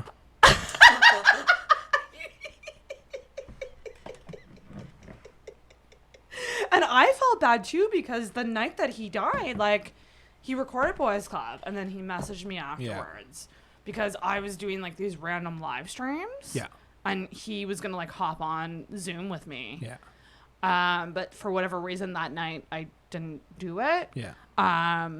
And like he was just like, oh, I was gonna see if you were going, I would have hopped on. Yeah. And like we had plans to do more live streams. Mm-hmm. And what's crazy about it is there's a Third Eye Blind song that he loved Third Eye Blind so much. Yeah. That one of the lyrics is like, all my plans still had you in them. Mm-hmm. And then I have a friend who reads tarot. Yeah. And, I mean, she's a friend, so she does know about Andrew dying and all that. Yeah. But, like, one of the things she said in the reading was, like, oh, like, his presence is still here because, like, you guys had plans. Yeah. And I just lost it. Because I was like, that's the song that reminds me of him. And, like, it's true. And, like, we went to do a podcast network. And, like, we had all this kind of, like, weird plans that we never really took action on. But, like, we always thought about. Oh, man, I just missed the guy so fucking much. Well, fucking idiot. Next time an open micer's bombing on stage, Me included. Go outside and see if there's just a random cloud of smoke taking a smoke break. And we'll know he's there.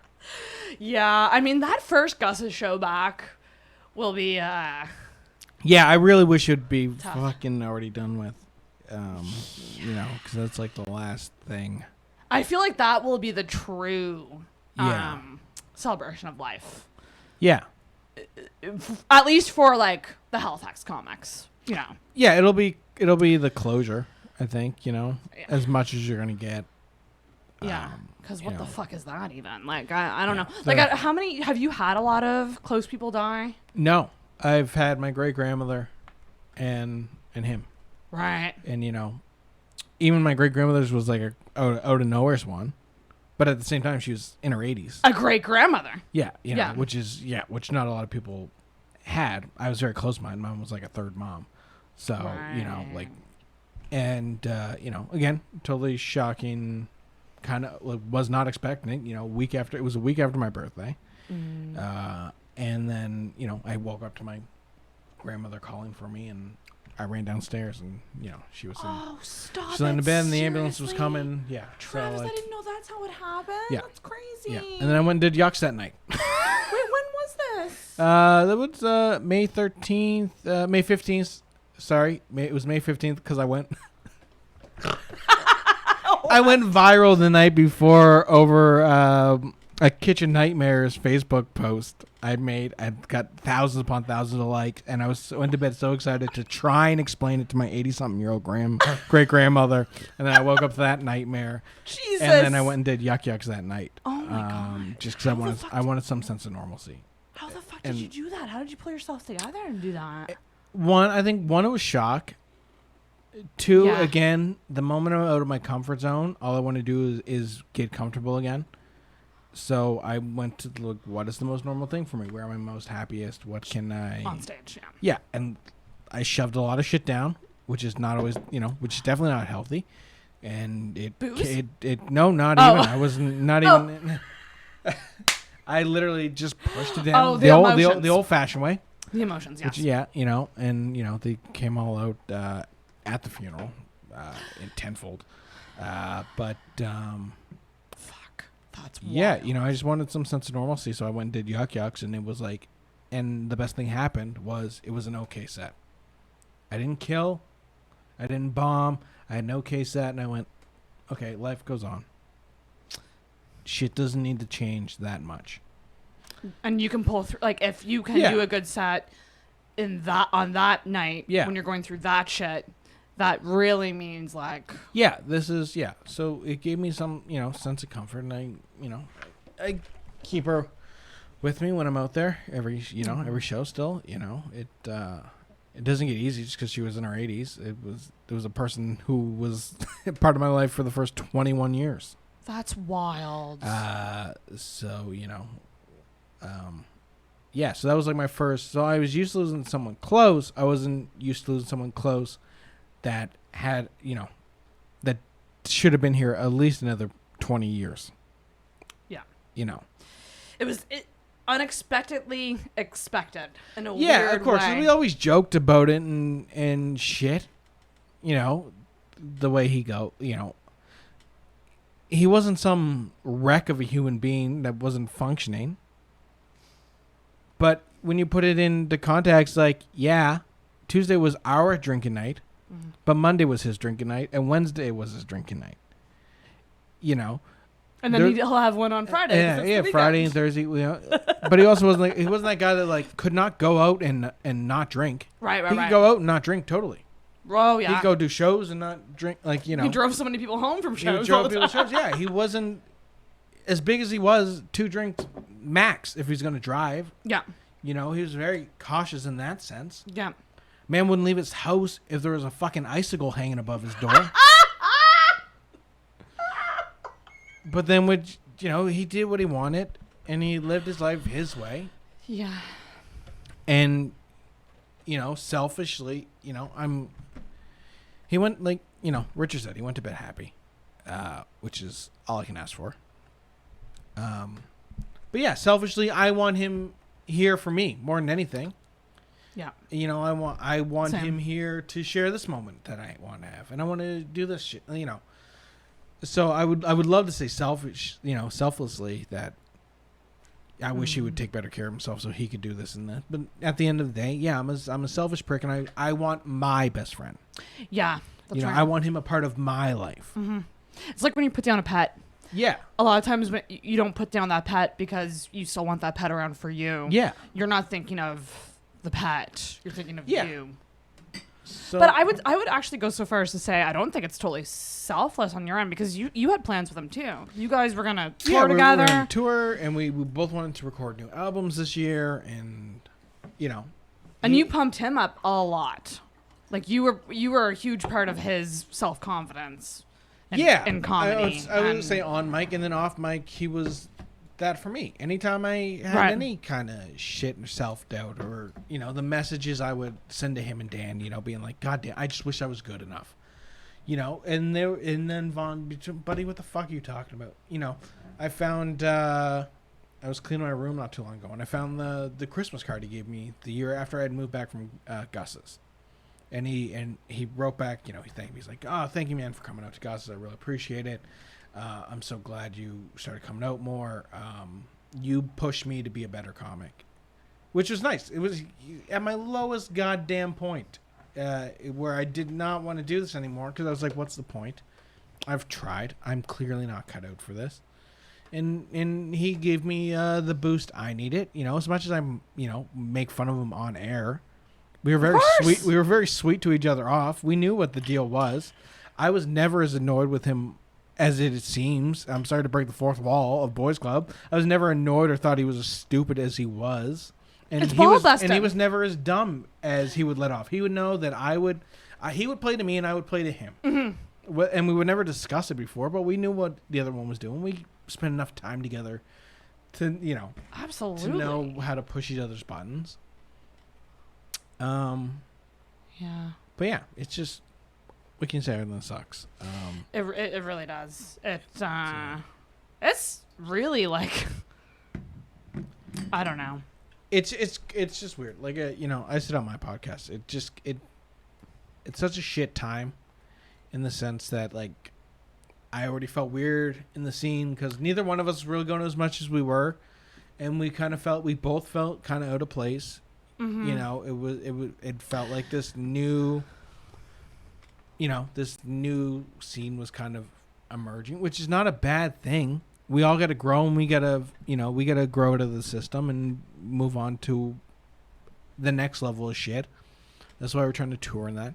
But Dan is in PEI, and it was like the three of us, and we were on the come up together. Yeah. The snakes with three heads. Yeah, we're Now it's one. I wish the other two would fucking grow. I thought that's the myth. I don't know where the other two are. But this is the interesting thing about where I fit into this, because I've talked to so many people and I've become close with you guys, but also close with these newbies, and it's just interesting for me to hear that you guys felt out of place when these new guys look up to you like you're the fucking Wizard of Oz, the all, you know what I mean? Like it's just interesting because everybody is so insecure. Everyone. Yeah. Everyone. Yeah. Even Travis fucking Lindsay doing it 10 years now, who like honest to God, don't think that there's comic that's been name dropped more on this podcast than you when I have people on, truly. Yeah. Because everyone sees you as one of the greats here. Yeah. And so it's just this interesting, when you said that on your podcast about how you feel weird because you're the age of, I would say, a class of comics that make up a large part of the scene, the Sam Bartels, you're around that age group. Yeah. But you've been doing it for longer, which puts you in this other sort of realm of people, but you're trying to navigate both fucking worlds, and that's fucking hard, especially when your best friend isn't around. Yeah, no, yeah, it's it's a weird, shitty thing because I'm the age group of age group wise, I should be really close with everyone. Yes, but because you're 27, right? Yeah, I'm 28. 28. I'm 28, but comedically, yeah, I'm a hell of a lot older than. Comedically, you would be up there with the Ian Blacks, with the Ian Vaughns, and like Catherine Robertson. Catherine's only a couple more years into it than I am, and even then, like I look at them as like older, and I think that's just what happens. There's different classes that it's like school. Yeah. Yeah, you're in grade 4 and you can be a friend with the grade 6, but you're never the same because you've not we can't talk about grade 5 together because you weren't in it. Right. So there's that. You skipped a grade. That we can't relate to. Yeah, we skipped a grade. So I'm missing key things there, which is, and we're in the comedy setting. We're not just out hanging about setting. It's weird. Barnsey is older than me. Rick's older than me. Halef is older than me. Yeah. But because of when they started, they're in this other class. They're in a different grade than I am. And then that class becomes chummy. Yeah, and friends. And it can, whether it's not. I wouldn't say it's cliquey, but it can feel that way. It can feel that way. Mm-hmm. And cliques. I mean, I think that there's a negative connotation on the word clique. Yeah. I don't necessarily think it's a bad thing. I think that they are a support group. They're certainly a group. Like they're certainly pals. They, And that's great to help each other out in that, And of course, help each other out. Don't suck each other's dicks. Help each other out. Tell them, try to tell them when they had a good set. Yeah. Tell them when they had a bad set. That's important. A bad set is just as good as a good set because it can help you learn. It can help you grow. Yeah. I felt bad during the pandemic because I was like doing so much with those guys, and then I just had this thought of like I should really reach out to Travis more. Why? I do think it's this level of like you're too cool for us. I truly think which sucks. I'm happy you're too cool. Help, which is ridiculous. So you're hearing it right here. Yeah. Invite Travis to hang out. He wants to hang out. Yeah. If I can make it, I'll make it. I'm not going to be like, I'm better than whatever. Of course not. Love comedy. I love being around comedy. I love being around funny people. You love talking about it. I love talking. It's the one thing that I can talk about. And so many of those guys love talking about comedy. Yeah. Like, I think it's like those comedy geeks that like they really... There's a lot of guys right now that have started that legitimately, like a lot of people, like I said, there's people that love comedy and there's people that love laughs or attention. Yeah. And I'm there for the people that love comedy. You gotta love the art and the structure behind everything. You'll love it even when there's not the laughs. And if people can't get their ego stroked, they sometimes don't put it as much effort because it's not worth their time. It's not worth the gratification. That's fair. I love the guys that love comedy.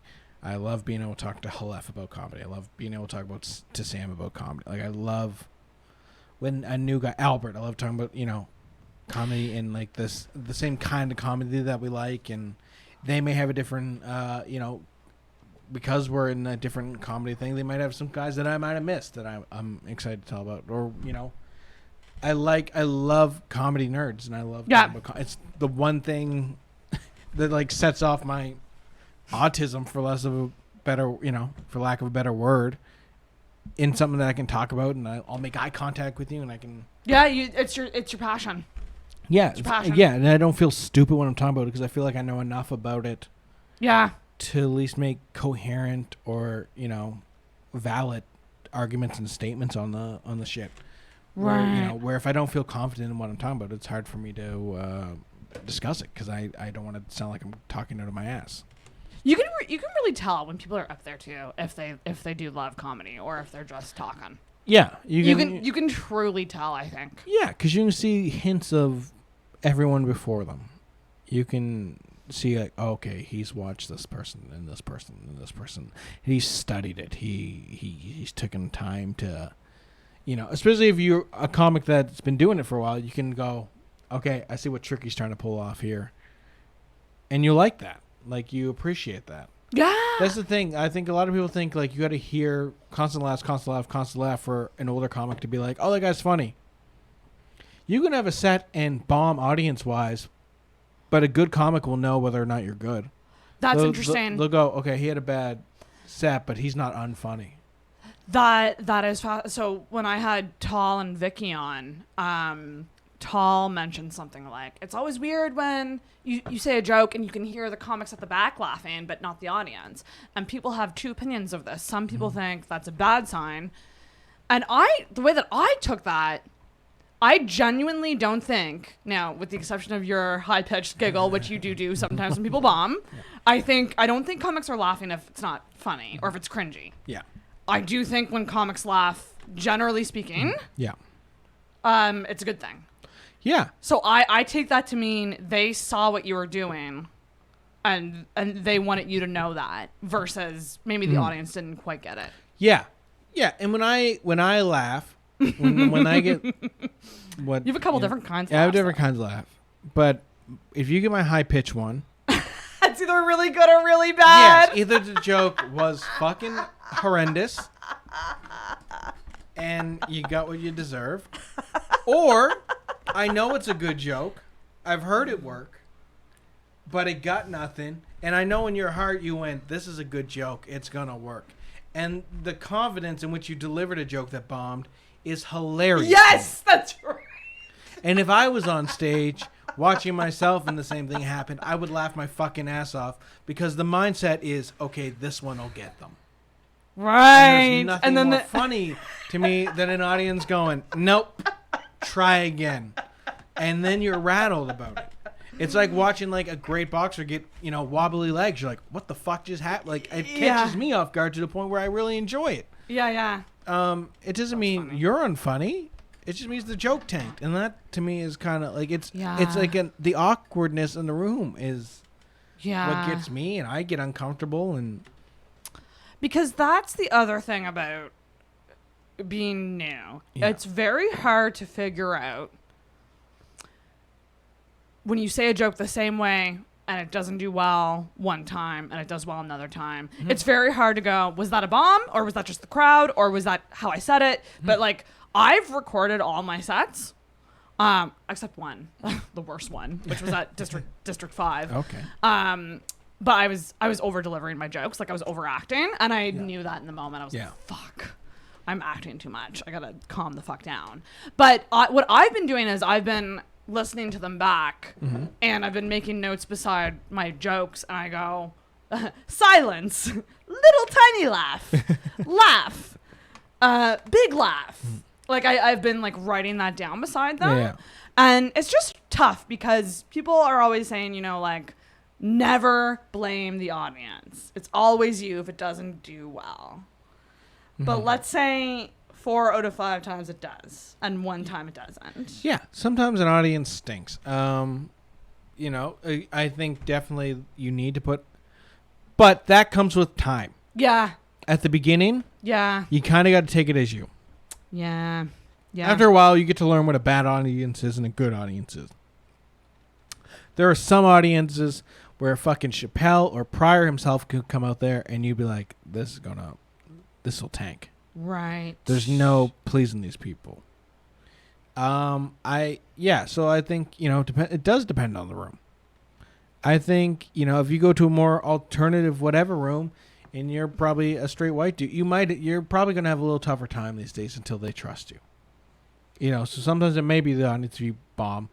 Sometimes it may be your shitty misogynistic jokes. Whatever. I've done enough rural rooms to know where it had nothing to do with my jokes and had everything but do with what I walked in looking like.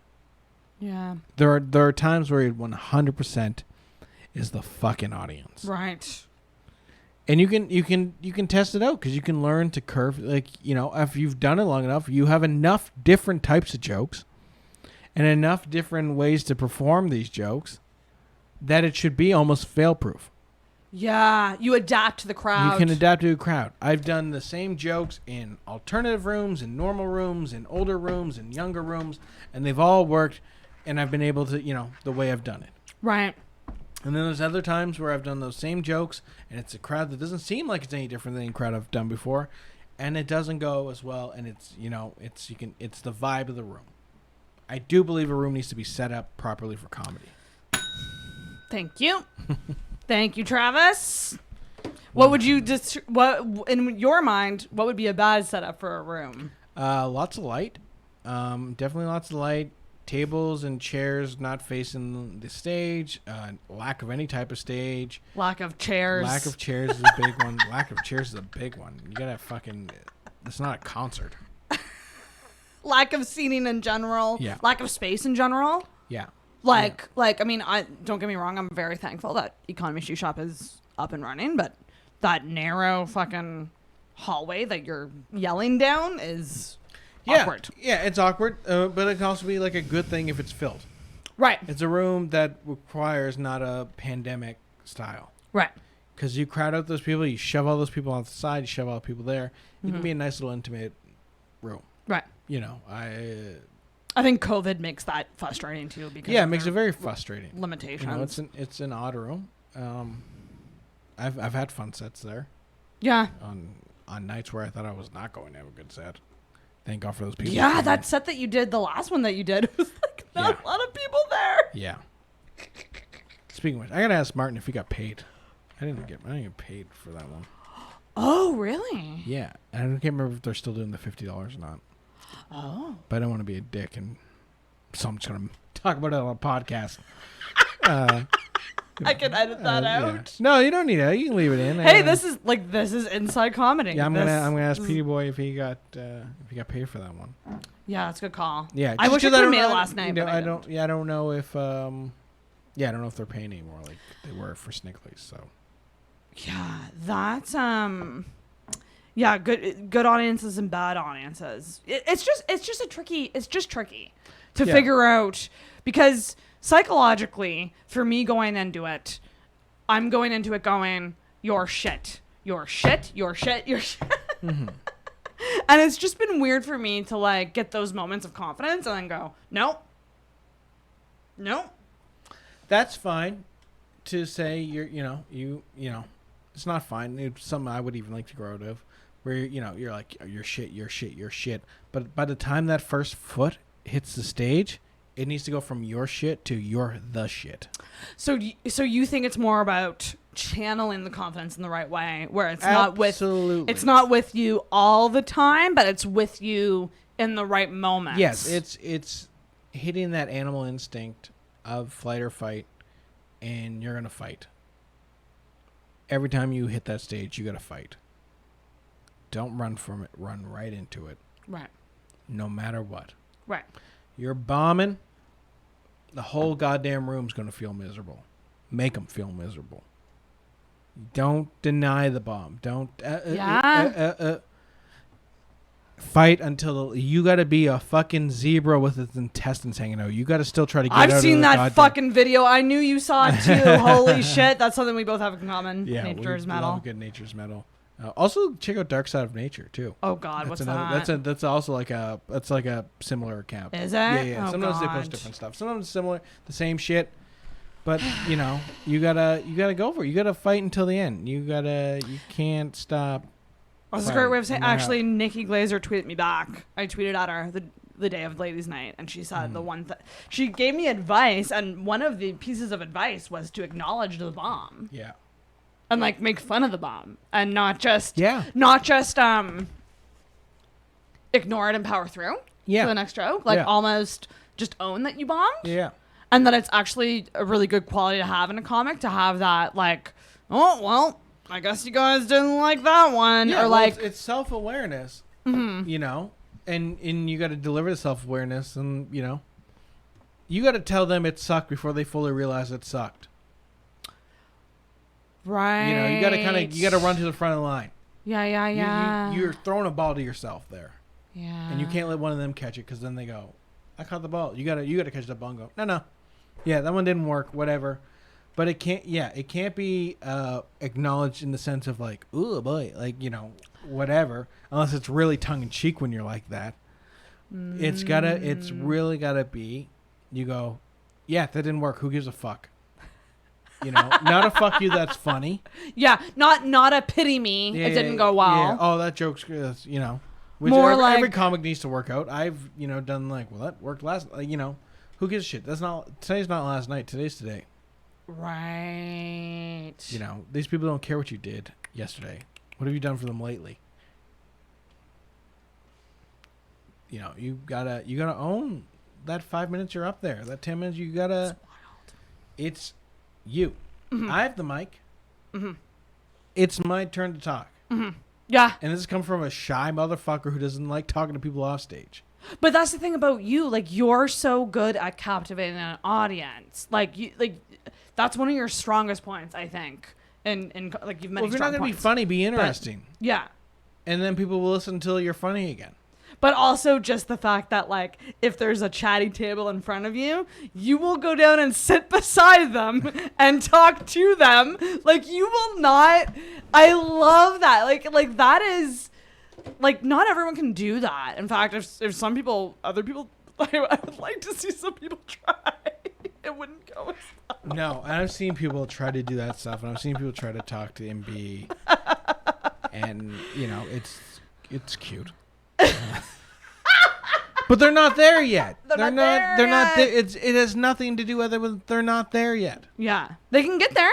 Yeah, they can get there, but it's a lot of work. And you can't expect to be this overnight. And I don't mean this by me. I just mean whatever you want, you need to keep working towards. That's right. And you need to keep constantly trying to get better. You can't just go, I'm ready for this, I'm ready for this. You need to be fucking biting and going, I'm ready for this goddamn thing. You need to be over ready. Interesting. When you get shit. There's times where like, I'm ready for this, I'm ready for this. And at the time, I probably was ready. But when I got the shit, I was over ready. And it only benefited me. Because now I had a little grit, I had a little anger, I had a little bitterness, but I also had enough skill to back all this shit up and to convey all that stuff into a positive energy where it worked for me. Yeah. And you need this. It's more than jokes. I like that you said that, because that is something I've felt over this time that I have been over preparing. Like I'm talking fucking butchering my jokes, rewriting them, writing them again, practicing. Like, I've practiced my set so many times, and one might say that takes the fun out of it, but I truly think it's why I've been able to convey, like, to do what I did was because I fucking practiced. Yeah. And for a while there, I was like, oh, stop over preparing. But like, I actually kind of like over preparing. Like, I'd rather do amazing at like a mic than do terrible at a booked show. Yeah. I took 2 years off of high school before I went to Humber for comedy. Right. Because I wanted to be ready. I wanted to show that I'm serious about this. Like, self-learn a bit before you dove in. Yeah, and I was well over-prepared in terms of stand-up. Because that first stand-up class, we went around the room, and our teacher, Larry Horowitz, was like, how many sets have you guys done? And everybody was, one, I haven't done anything. I haven't done it. Two, maybe, I've done about 5 sets, maybe. I entered a competition. I've done 3 sets. And they got to me, and I went, I've done over 50. Wow. And then immediately it went, and all eyes kind of shifted, and I was like, my roommate, one of my best friends, like, came up on the night of an open mic. It was going to be his first open mic. He's like, you guys write your own material? He had no idea how it went. God. And we're like, fuck, Kevin, yeah, you gotta write your own material, bud. Which is, which well, now he's doing fucking great. He's got his own goddamn Instagram famous shit now. He's gotten on to like 90 Day Fiance and stuff. He's done like videos like, oh, that's funny, joking about the cast and that, and like he's now done like, it's what you gotta fucking do. Yeah, like he's just he created this content and has built this little fan base for himself, and good for him. It's insane. Oh, that's wild. He's well, very funny that's dude. Fucking good. Because I think another thing, keep referring to your podcast, but another thing that you said that stuck out to me on the show was you mentioned like the art of like giving looking like you're not giving a shit, but giving a lot of shits. Yeah, the art of not giving a fuck is an important thing. It's and by that I don't mean you don't care about doing well, you don't care about comedy. I mean you don't care so much about the response. You still want to have a good set, but you're not afraid to try things because of the reaction you might get. And that's a real niche point. Like I said, When I started out, I didn't want to ruffle any feathers. I didn't want any kind of oohs, ahs. Any kind of groan would immediately, I'd retreat back from whatever. I'd backpedal and try to fix and I want to keep everything happy. I wanted everyone in that room to think you were concerned about what they thought. Yeah, which is the worst thing you can do. Yeah. Because you're never going to please 100% people. Yeah. You're never going to... If you got to be at a fucking Klan rally or a Hitler speech for everyone to be like, yeah, that's a great point. Like, to have that kind of mindset. And you don't want that. That's a dangerous place to be. You got to have someone kind of oppose your opposition, just kind of shift your argument a little bit and have it grow and evolve. So, yeah, I think the art of not giving a fuck is an important thing. And that switch just goes off where you become... You one step closer to being 100% yourself up there. Right. Not who you are off state, but like the most natural form you can be as a performer is a switch that needs to go off. And I think that's what separates people from, going to that next level from like, oh, he's funny to like, oh, he's a good comic. Oh, he's a great comic. That's right. And I think that's an important thing. And there's a lot of people on the scene. I can't wait until that switch goes off. We're in a lucky point right now where there's a lot of people. I can't wait for that. I can't wait for that switch to go off in Sam. I can't wait for that switch to go off in Halef. I can't wait for that switch to go off in Emma. Like when those switches go from me trying out jokes to me working on me and me performing myself and not performing my bits, the scene is going to get so strong. But that takes time and takes a lot of growth, and you can't force that switch. Because it'll immediately turn itself off if you try to. Do you get nervous watching new people go up? I don't get nervous. Or like, what's that experience like as somebody you've been there, you were once in those shoes? Yeah, I'm excited when guys go out, especially people that I'm invested in and think are really funny and I know they're going to be really good. I get excited to watch them. There's maybe some of that parental thing where I do get a little nervous if the set's not going as well as I think it should. And then I kind of get a little mama bear where I'm like, you guys don't know what's actually funny. Like, I like to the audience, like, I'm like, this guy's fucking hilarious. What are you doing? I want comics to be good. I want them to be fucking, I want to watch everyone go up there and then make me nervous about going next. I want someone to fucking really challenge me. That's right. And not challenge me in a room that's like their people. I want a room where no one knows any of us, and I want to watch someone go, fuck, I can't. And nobody knows that. Yeah, the unbiased crowd. Yes, I want equal playing fields. I want that. And there's so many people that have the potential to be that. Yeah. And it's just going to take some time. And you got to have that time to grow. You want it all today. I get it. Mm-hmm. I'm like that now. Yeah. With a lot of things. The patience aspect is really tough. There is a lot of patience here. Yeah. And if you want to be good and you want to be sustainable, you got to have patience. Yeah. You can have that thing tomorrow, but it's not going to last. No. Damn. Chris Rock said anyone can have a good year. Right. So when you see someone's first set, can you kind of tell right away? A lot of times you can tell. It factor? Yeah, you can see.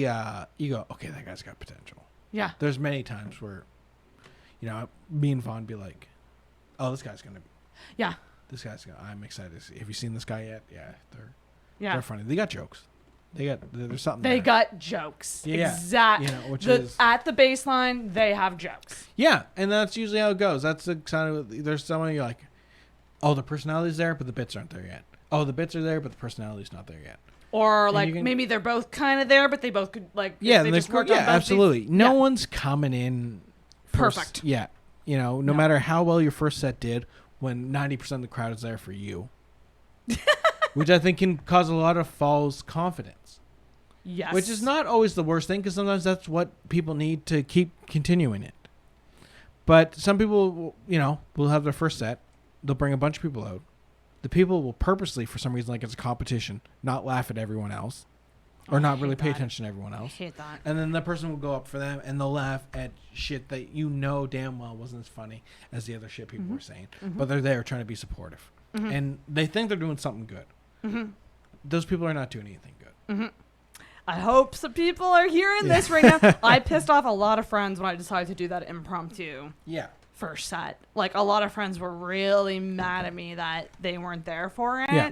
And I was just like, I don't think you guys get this. This isn't a Broadway debut. No, it's not. It's not this big thing. Like, and I get mad, and it seems like I don't want people's support sometimes because people close to me will want to come to shows. Yeah, and I don't want them there. My grandmother will be like, "Well, what can I?" And I'm like, "This is not for you." No. She's like, "Well, I'm gonna laugh." I'm like, "It's the same shit you heard." Well, I'm still gonna laugh. I'm like, "Yeah, but that doesn't do anything for me." And I mean this in nice. If you're gonna support me by coming out to when I'm in a competition. To when I have an album taping. Sharing the shit. Sharing the shit. That's it.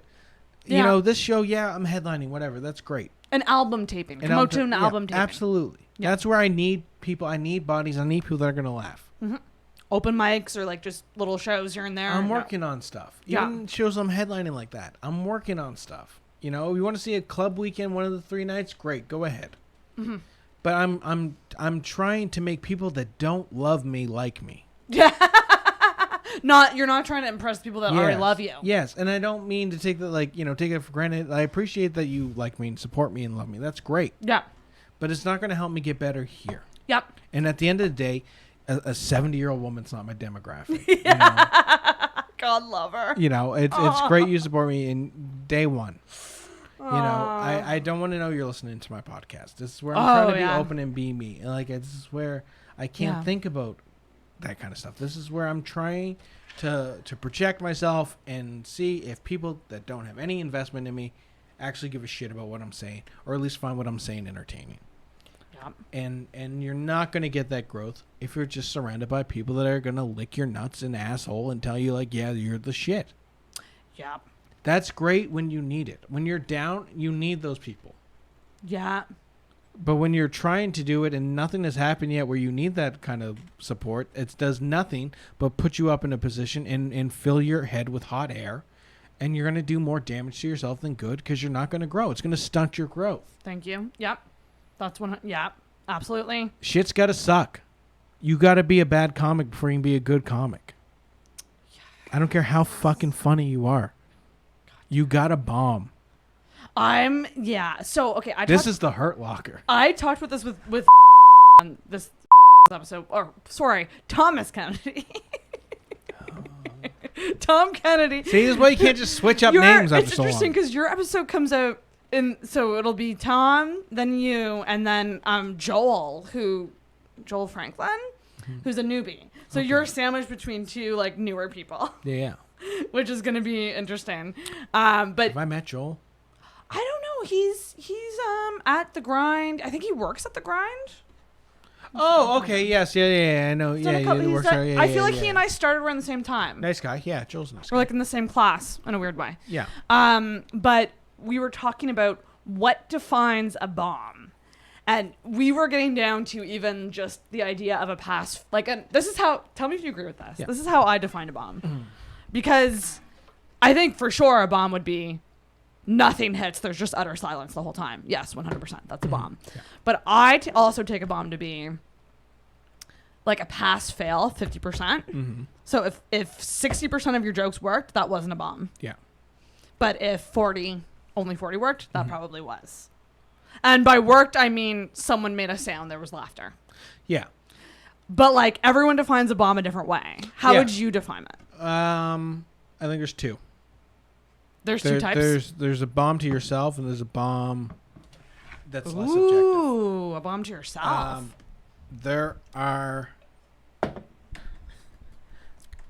the fucking comedy boot camp I won. I consider it a bomb. I won.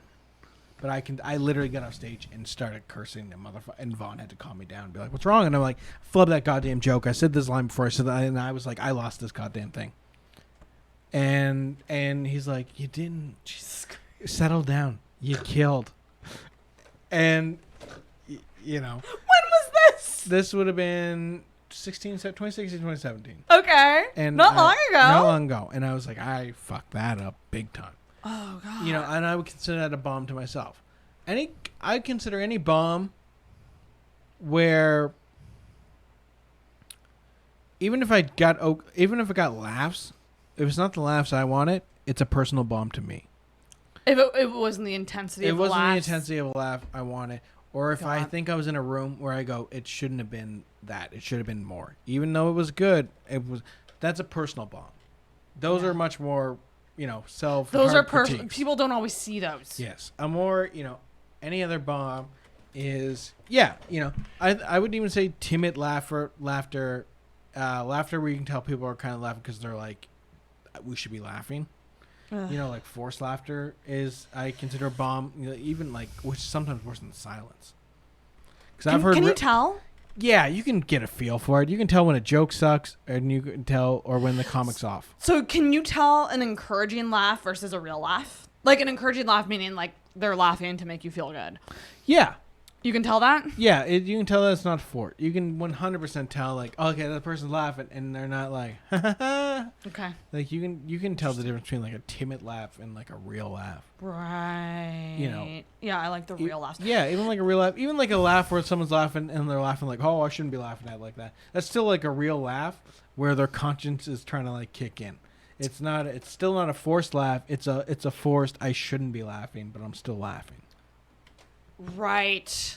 Oh, that's fascinating. Because when I was at the shoe shop, not this past Sunday, but the Sunday before that, Michael Kennedy brought a shit ton of his coworkers who are all female nurses, and they were all like out having drinks, and like they're all around my age, and I'm just like, yes, my people. I have my people. Yeah. And I went up to them and introduced and this was my fucking mistake. I should not have met them before I went up because I made friends with them and they were like, "Oh, we love you. You're a girl." I was the only girl on the show.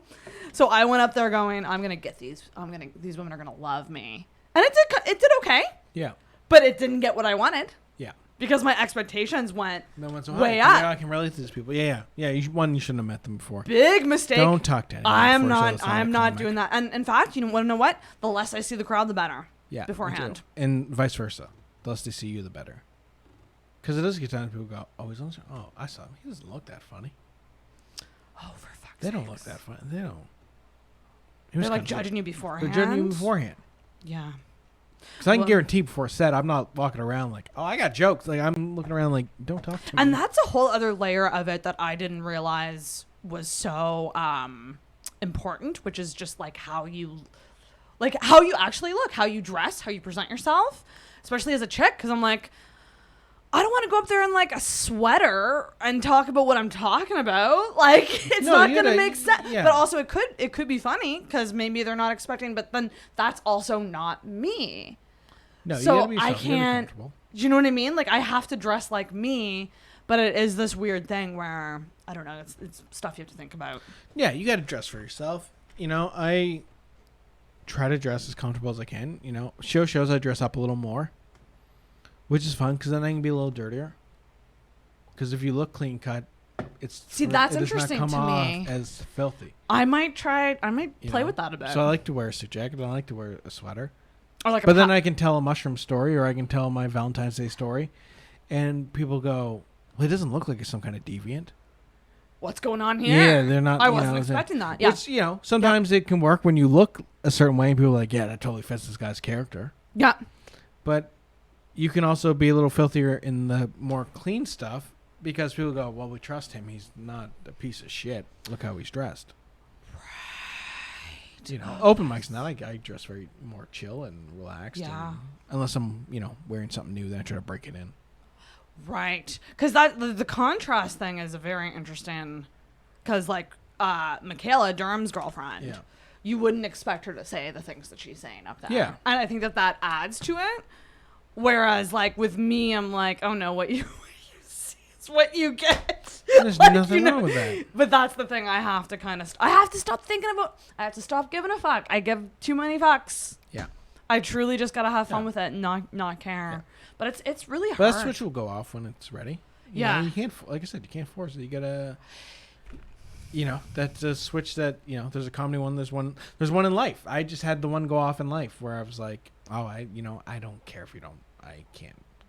I got to speak up on shit now. I can't. Oh, good for you. Oh, yeah. I got it. And if you're not down with that, whatever. I got to be able to. Definitely two types of people. The ones who speak up are the ones who don't. Yeah. And you run a risk when you speak up. Yeah. Oh, of course. Yeah. I've looked at my Facebook friends and Twitter things, and I've known they've gone down, but I've also gained some too. Like, it's all balanced. There you go. And I'd rather have those people in my life. Here's the thing, though. I'm not going to delete you. I'm not going to unfriend you. I want to know where you're a fucking racist at. Thank you. I said thanks, Travis. Yeah. No, yeah, no, that's funny. Well, no, but that's just, well, yeah, exactly. So when you do speak up and you actually like, fucking Brene Brown getting in my head, she uses the term like enter the arena. Like you're vulnerable. Like you say something that is out there, that is very honest and vulnerable. Like you run the risk of losing people, but the people that stay know the true you. Yeah. And those are the people you want around. And if they're annoyed by it, you don't want them. Yeah. Like I make it's empowering to me to hide my story from people who I know don't like it. Yeah. I love it. Yeah. Because I'm like, I don't want to fucking like annoy people. Number one, if I'm annoying you, just stop looking at it. Yeah. Or block or delete me. Yeah. But it's also empowering for me to go, well, you don't deserve to see this. You know what I mean? Like, I don't know. It's social media is weird.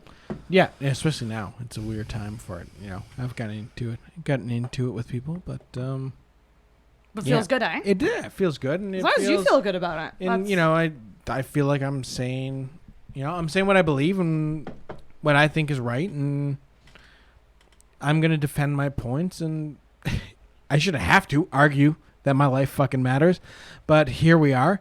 Even with I said, this year has really shown me.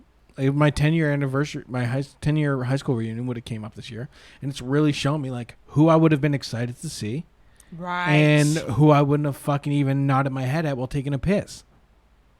Yep. You know, there's a lot of people's true fucking colors came out, and a lot of people's uneducated, and it's hilarious that the guys that I was friends with in school that would get in trouble and people would say you're no good and this and whatever and that have a lot better meaning hearts and are smarter people than the people that got decent grades in class and turned out to be fucking assholes. That's right. That's so, isn't that crazy? Yeah. Oh boy. At what point in arguing with someone online do you back out? Because I remember Kyle Carpenter told me something once, and he said sometimes you have to try to change people's minds. It's a try, It's a try at it, but he made a point of like whenever he does it, he will post the comment, he will press send, and then he will unfollow and mute the post so that he is no longer involved. And I mean, I respect that constraint. I know that I personally don't have that, and I am one to just keep it going. But I'll keep it going if I'm in the mood.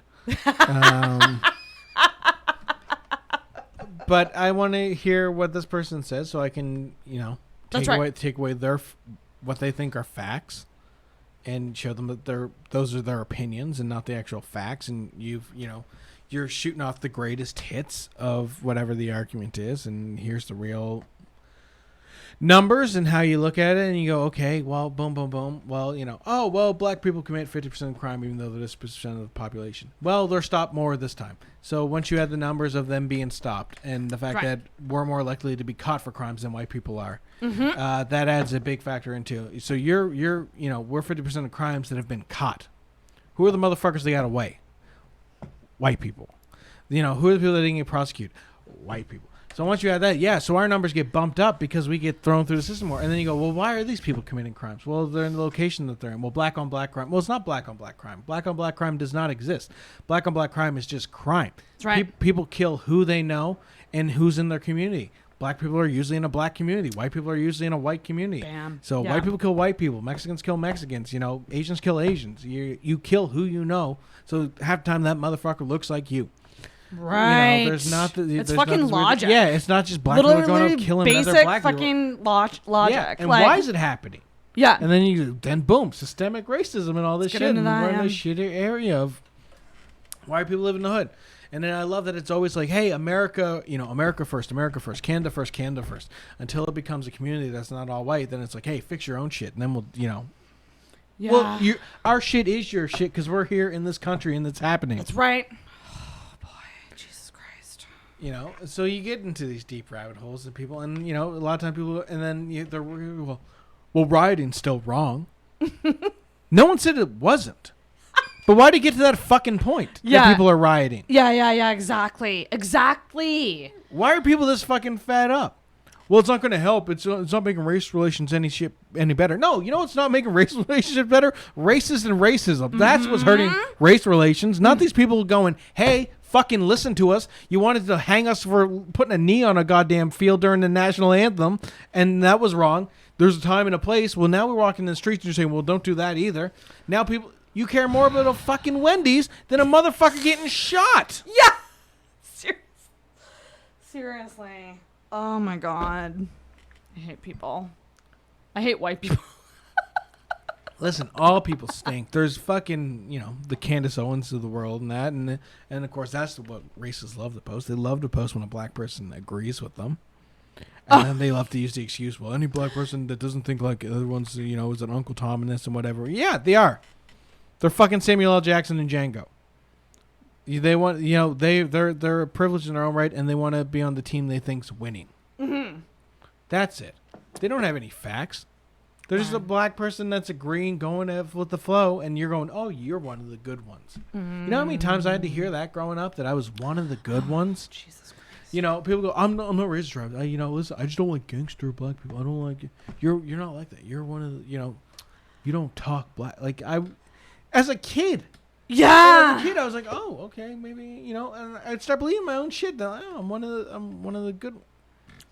I'm just a good one. I'm not one of the good ones. I'm a good one. You're a good one over. Yes. As a person. You're a good fucking person. Jesus Christ. No one's ever said that about, oh, you're one of the good ones. You don't rape women. You're one of the good ones. Oh my gosh. That's a shitty thing and that's what these motherfuckers want to be. They want to be considered one of the good ones. Yeah. More than an actual good one. Right. They want to be considered a good one to the people that are kind of in power right now. Right. When they realize they don't give a shit about you. The fuck are you talking about? Can I ask your opinion on white people speaking up excessively about Black Lives Matter? What are your thoughts on that? I personally am like, this is my time to learn and listen and fucking shut the fuck up. You know? Pick your spots. Yeah. That's it. That's it. Literally pick your spots. But listen, as I got into a discussion, more than an argument, with another comic, it's easier for me to tell someone to calm down that's speaking up too much for me than it is for me to fight with a motherfucker who doesn't think I have a point to begin with. Right. So yeah, you may be going a little hard. Where I'm, hey, listen, you don't need to fucking punch a 7-year-old in a MAGA hat. All you did was create another person that's going to hate me. Exactly. Yeah. I can tell that person to settle down, and they'll go, okay, maybe I need to chill a bit. Whereas, other people are like, there's no such thing as it's a victim mentality. So if someone speaks up too much, yeah, that's it's annoying. But it's I can even roll my eyes where I go, okay, well listen, settle down. Robert Downey Jr. in Tropic Thunder is not an evil mother. He was literally making fun of actors that take method acting too far, and they made fun of it in the most extreme way. That to me is not blackface. That's not a tap dancing. There is a difference. Yeah. It's all context. Mm-hmm. Context still matters. I get that, impact does away intent to a certain degree. Yeah. At some point, it does get a little ridiculous, and that's one of the cases where someone was in blackface regardless. It doesn't. No. It does matter because he's making a point. He's shitting on it. Mm-hmm. You got to talk about uncomfortable things to point out that they're uncomfortable. And so many people don't want to have uncomfortable conversations. Yeah, and people don't want to be uncomfortable, and people want to not experience emotions. I don't ever want to be sad. I don't ever want to be comfortable. I don't ever feel. You have to. Yep. To be human, you got to go. You got to run through the ringer. Yep. It's a natural part of your body. It's a natural thing of life. That's what you got to do. Sometimes you got to be uncomfortable. It's how you learn. It's how you grow. Sometimes you got to be scared. That's how you learn. That's how you grow. Yeah. You don't want a period every month. But it's how your body grows, how your body fucking works. Like there's exactly. You deal with it. Yes, you can't appreciate all the good stuff, all the fun stuff, unless there's some awful shit in between. Because when you deal with that shit, you got to be able to handle it. These are things on lighter scales. What about people who say nothing? What about the people who have literally stayed silent and not made a point to take any stance on it? There are people scared, and they don't want to say the wrong thing. That switch hasn't gone off yet, and they're worried about what other people, and it sucks. But I can say people notice. Oh yes. When you're not, and people who are not political. That's you don't need to be. There's nothing political about saying, "Hey, don't beat the fuck out of black people." Exactly. Just because they're black. Exactly. It's a human thing. Anyone that would disturb, maybe you shouldn't. You shouldn't be friends with them. But maybe you should know that those people, that you're interacting with those people, and maybe you can find out whether or not those people can change. And that right there is so important. Talking and hearing people out who think differently than you. You might not enjoy the experience. You might get worked up, but just hearing it. Yeah. Hearing it. Obviously it can't be easy for people who are have police officer fathers or family or whatever. No, you never want that. And I of course, you never want to think that the people around you are bad people. Exactly. Of course you don't. But you gotta see the whole picture. And also, if they're not one of the bad ones, quote unquote, even though the whole all cops are bad thing, and even that's just from a fundamental standpoint. It doesn't mean personality or humanity. It literally just means from the system that's created by default. All cops are bad. It's not talking about necessarily the individual, but the occupation itself. The systematic things that are in place. Yes, the systematic things that are in place. So by default, all cops are bad. And if you truly believe that they're not one of the bad ones, then you shouldn't be upset by people calling out shitty cops. Because then they're not talking about your dad. They're not talking about your sister. Right, but they still do care, don't they? But they do care. So why do you care if they're not one of the bad? Because then they're not talking about it. If I go statistically, someone on their computers in 9/11 had child porn on there. You can't get mad at me and go, "Hey, fuck you! Don't talk about my brother that way. He died in 9/11." Well, I didn't say he was the one that had child porn, but now I want to check his hard drive. Yes. Oh my God. Jesus Christ. That's a great analogy. Yeah. Nice. Well, if you have nothing to hide, then there's nothing to worry about. Then why would you get so upset? Then you should have an open ear and an open heart and open mind. Listen, I want to hear people. I want people to literally get shit out of their mouth. Because maybe if it comes out of their mouth, they can play it back and hear it and go, "Oh, you know what? Yeah, maybe that's right." The conversation might lead to something. If you stop people before they can say anything, then it's no good and no one gets anywheres. It's true. I get people are angry. Mm-hmm. They should be angry. Mm-hmm. People should be yelling and screaming and all that stuff. But, you do got to listen to people. I don't think getting rid of shitty opinions solves anything. It just means you're not hearing them. They're still being said. They're just being said to the ears that want to hear them. Right. Guess what? Someone's got to be a human filter. Someone's got to hear the shitty things and report back. Yeah. I always said I would gladly have a TV show on basic cable or, mainstream media about the fucking Klan. I want to know every goddamn move they're making. Because when I can't see them, that's when I'm scared. Yeah. What are they planning? What are they plotting? At least you'd know. I want to see this shit if it's growing, if it's not. It's wild. Racism is a fucking virus. Mm-hmm. It's like COVID. Mm-hmm. Worse. We got to keep an eye on it until there's a vaccine. Unfortunately, there's never really going to be a vaccine for this shit because people are always going to have opinions. There's always going to be someone who thinks a little twisted. There's always going to be someone who's told a certain thing, and they're going to believe their bullshit. Right. So, unfortunately, we have to live with these things, and we need to learn to adapt, and we need to learn how to shut it down in a way that shuts it down, but doesn't just shove it under the rug. That's right. And I think with a lot of this hateful shit, people are kind of shoving it under the rug. Yeah. And it's going to come back in 20, 30 years tenfold because no one was paying attention because we believed that it wasn't around anymore. It's always going to be around.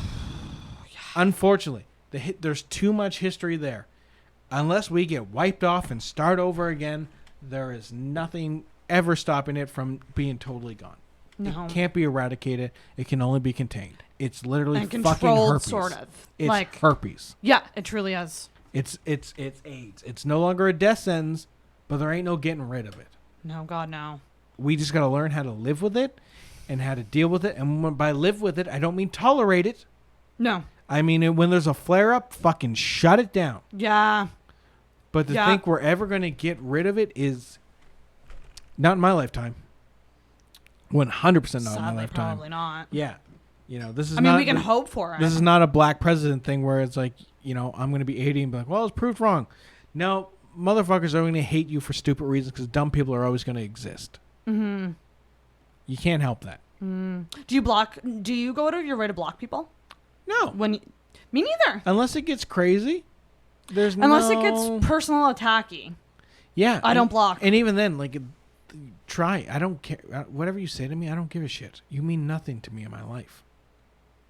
You mean nothing. Like the energy it takes in blocking someone, and then having that come down from blocking someone. It's more than what you just said. Like seeing something and going, it doesn't affect me. No, so I'm moving on. And 9 times out of 10, I'll comment on something, and I'll make a big enough point, and you'll get 1,000 likes on it. Yeah, where someone will they'll either like it or no one the person won't respond back because there's literally nothing else they could say. Yeah, I had a person come at me. I said something to them. They were shitting on Biden or something, and I'm not even a Biden guy or something, but they were talking about oh well, after Biden said this speech, he got on the short bus, and I took more umbrage with them shitting on people with special needs. Yeah. And I was like, hey man, you shouldn't shit on the short bus. If it wasn't for that bus, your parents would have never met. And then they were like, well, it's better than keeping it in the family like you do, huh? And I said, hey dummy, I'm mixed race, so I guess we failed there, didn't we? And then he did not respond back, and I got a shit ton of likes. Oh, that's great.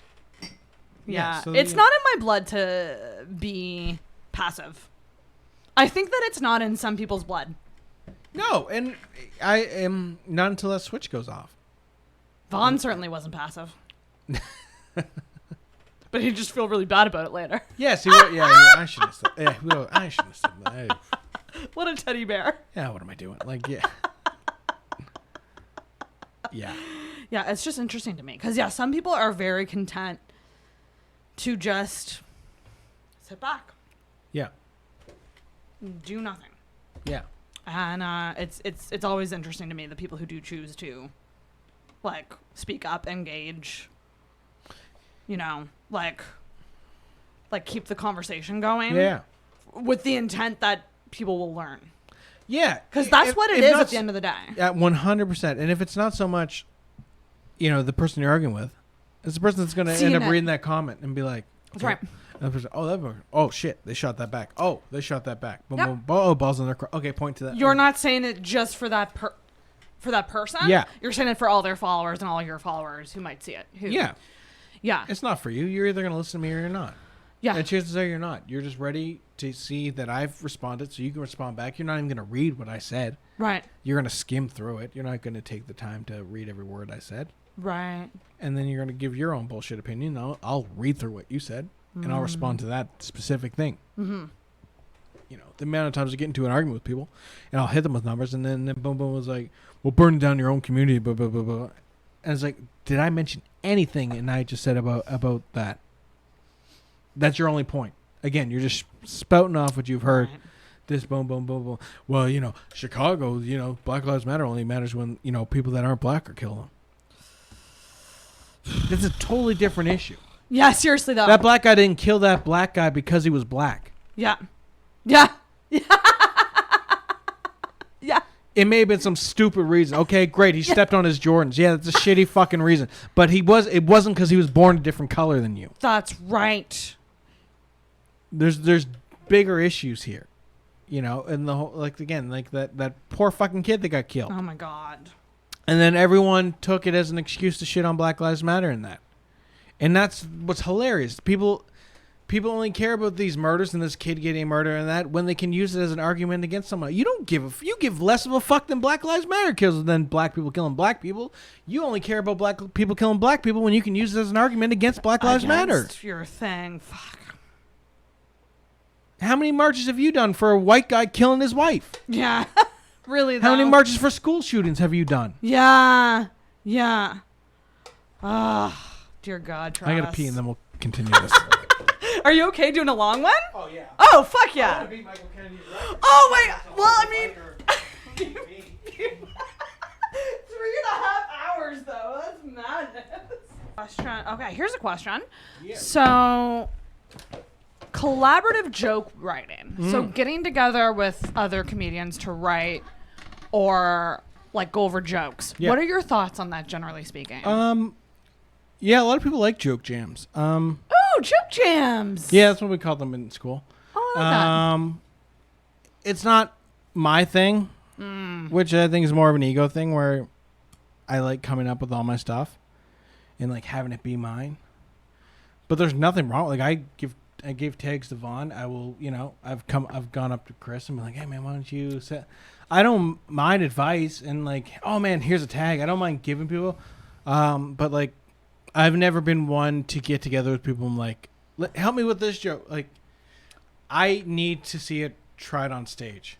Right. And then you can give me advice afterwards after you've seen it done in front of an audience. Right. It's not personally my thing, but there's nothing wrong with people doing it. And I am credit to anyone that has the balls to fucking just shoot out a joke in a setting that's not stand-up. Right. The tag thing is interesting because I've talked about this with a couple people. Because Matt Baker changed my mind about it when he was talking about giving tags. Because for a while there, I felt really bad about taking tags. Yeah. And then he was like, no, don't feel bad. And he explained the idea of like, if they're giving you a tag, they know what you did to build that joke. And so, like, you did the work to get them to the point where they could give you a tag. In other words. And so, in a way, it's like it's like a gift. It's like, okay, yes, I will accept this gift. Yeah, absolutely. But some people don't want to take tag suggestions because they think it's like cheating or something. Yeah, which is a silly thing. And if, I will try tags out. No matter, like, if someone gives me one and I think there's something there, I will definitely try it out. I may not keep it, if it doesn't totally fit in with my voice and the bit.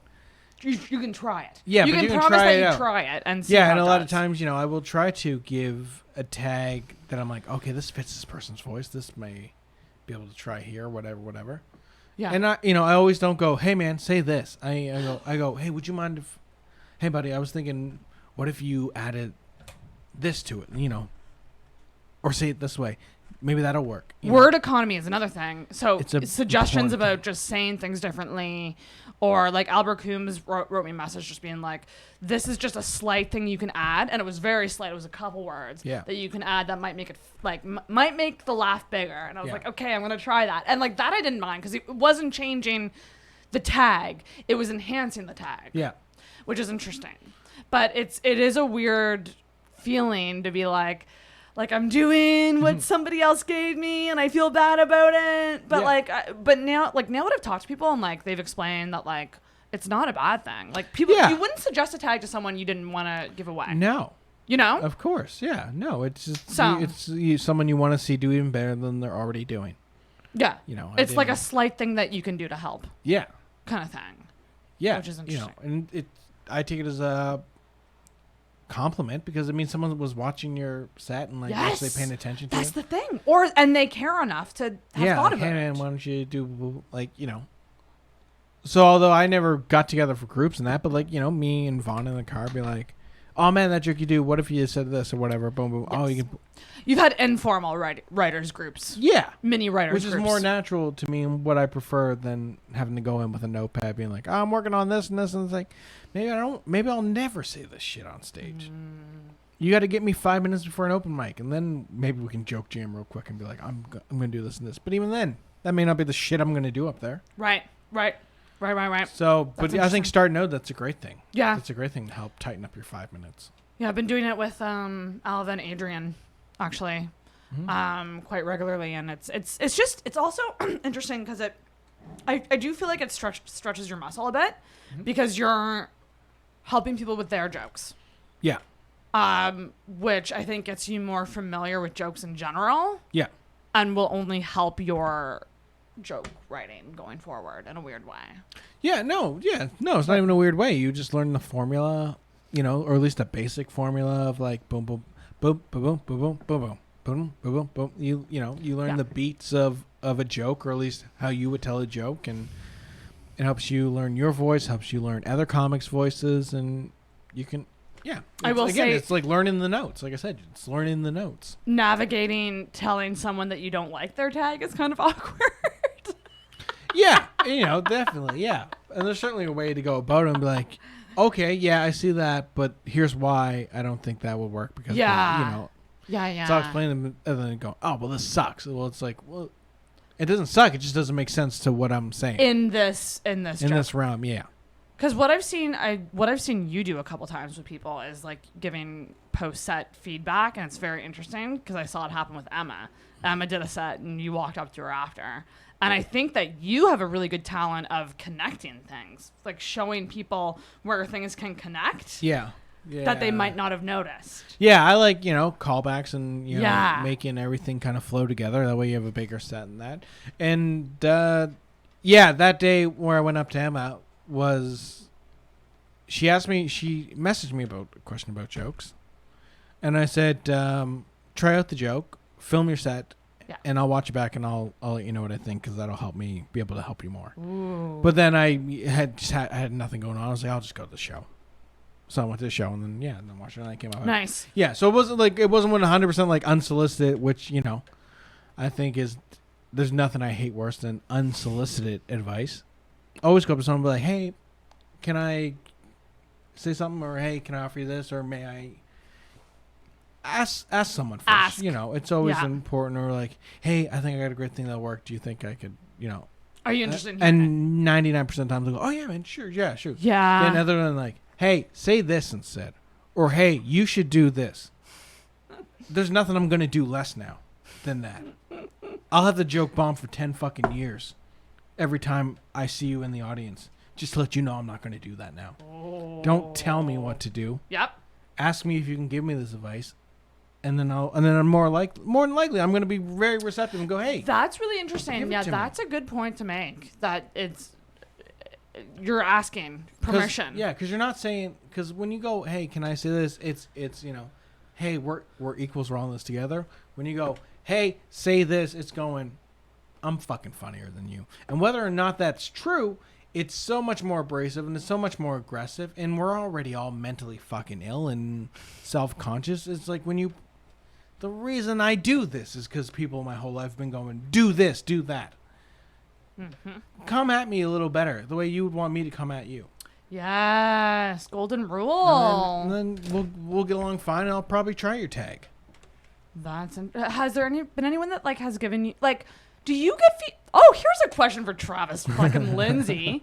Do you get feedback on stuff? I feel like people come to you to get your feedback. But has anyone been ballsy enough to come up to you and go? Yeah, it's not ballsy. I mean, people will go, people tell me a joke they like, or they'll listen. They'll go, oh yeah, that's funny. Have you thought about doing this? Or hey, maybe you can add this too. And a lot of times I go, oh yeah, I did think about doing this, but I figured this out. But I'll try it next time. If you thought about it too, that means I'm not totally out of left field. Or I haven't thought about that. Maybe I will give that a shot. So yeah, people would come up to me. Vaughn would give me stuff I could add. I'm sure Dan has given me stuff. Right. Yeah, even younger comics have been like, oh man, have you thought about? Yeah, I'm all ears. That's awesome. Yeah, don't be afraid to come up to me and help me out. I think that the dialogue between comics is a lot more open than some people think it might be. Yeah, I think so too. I think it's just a lot more one-on-one. One-on-one, and also just comfort levels, I think. Yeah. I do think there is something to the post-show hang and making a point to stay at shows and get to know people off the stage. Yes. Because then you develop that comfort level where you can have that conversation about each other's sets. Yeah. Kind of thing. Yeah. No, unless you you got work. Yeah, which is understandable. Or another set. It'd be great to have a late night show here in Halifax. Yeah, I really want to fucking do that. Unless you get those things, a show, another set, some other like actual personal shit. Stay till the end of the show. Yeah. Watch the other comics. Learn what to do, what not to do. Stay until 5 minutes after the show. Talk to everyone. Yeah. Get to know one. Don't do your set and fuck off. That's detrimental to you more than anything. You know, and people notice, and people go, well, they don't care about. That's right. They don't care about this. They care about their own. It's lives. a social. Yeah. Dare I say career? It's a social. Yeah, it's a social career for antisocial people. That's right. Oh, that's a great way to say it. And you know, it benefits, you know, forming relationships with people that you're probably going to spend eventually time, you know, God willing, you get good enough to do paid gigs for, or whether or not you're ready for paid shows, you do paid shows. You're going to be in cars with these people. You're going to be in hotels rooms with these people. You got to establish the relationship now so you don't dread every fucking minute on the road with these people. Or if you are going to dread every fucking minute on the road with these people, do it because you spend enough time with these people. No, I don't want to spend time with these people. Right. It's important to know the scene you're in and get people's vibes and take up, you know, soak up knowledge and where you can. And which I gotta say, if you're brand new coming in and you don't know anyone, it must be intimidating to like introduce yourself to comics. I think a great thing you can do is just make note of what you enjoyed and go up and compliment them. I really enjoyed this bit that you did. That was really funny. And it's a great little segue into meeting them. Absolutely. Yeah. Hey, man, good set. I really like this joke. Yeah. Be specific about what you liked. Don't just say good set. Yeah. Don't, you know, or don't start offering tags when you've never done a set. Or, you know, don't come in talking like you've been a comic. Come and talk to the person that's just watched a comedy show. Exactly. That'll feel really good for those young guys that have not experienced much of that. And, you know, it makes you not look like a fucking psychopath for thinking all of a sudden you're one of the guys. Yeah. You know, one of the people, you know. It's just, I get, people, comics as a whole can be intimidating because you see a bunch of group of us in the back shitting on each other or whatever. In a circle. Yeah, you know. And listen, when I started, that's all I wanted to be. Was a part of that, and I was terrified of that. But I wanted to be in it. But yeah, there is this weird thing where it's not earning it, but it's showing that you care about this. And when you show that you care about this, then people are more willing.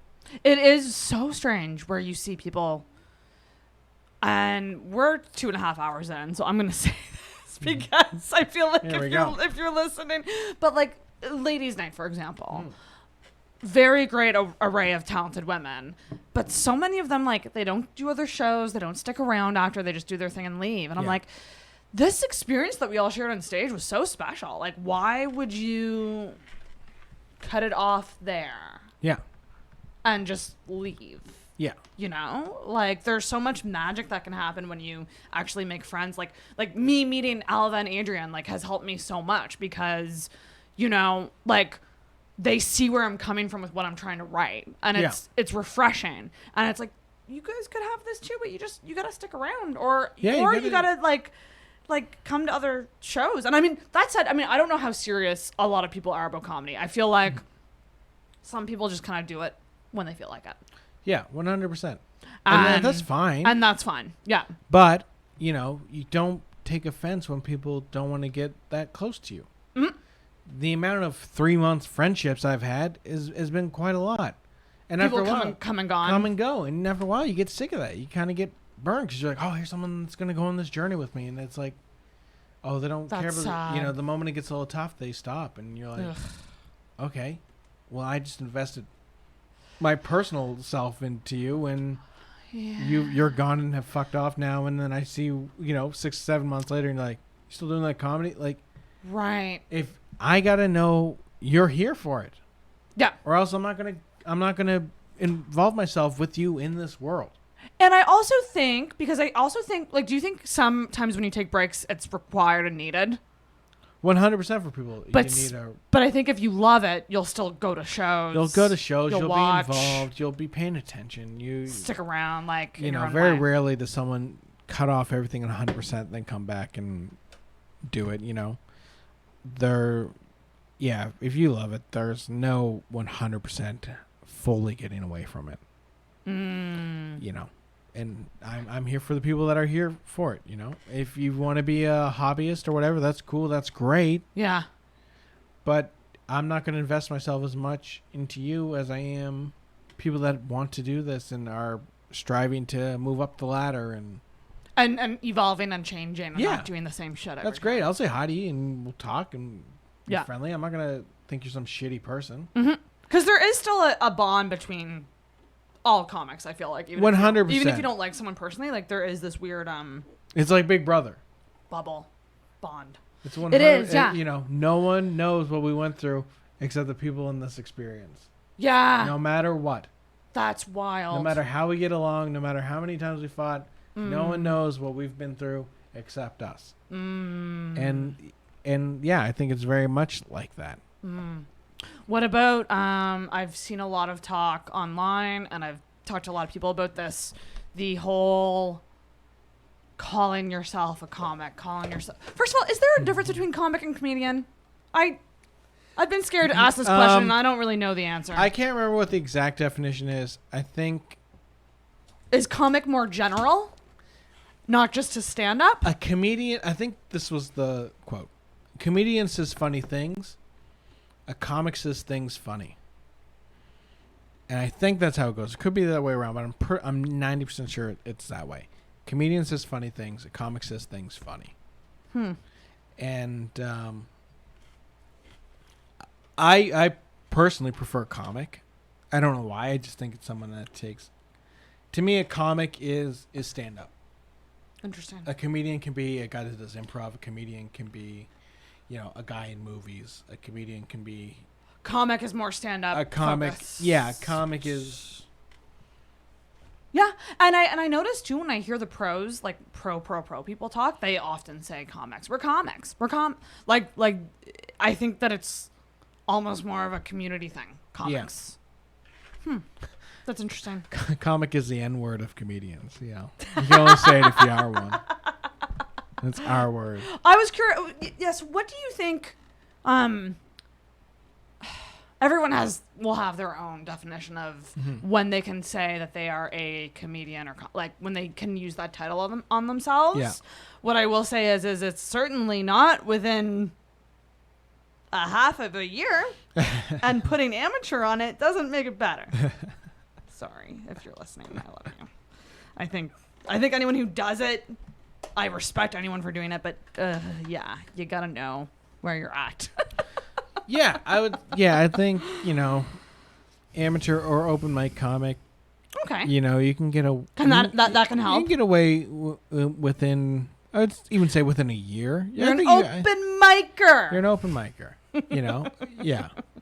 And then once you're getting, you know, at least guest spots and stuff, then you're like, okay, I'm a comic, I'm a comedian. Again, it goes for everyone. It's different. This is how I would look at it. And then once you're getting paid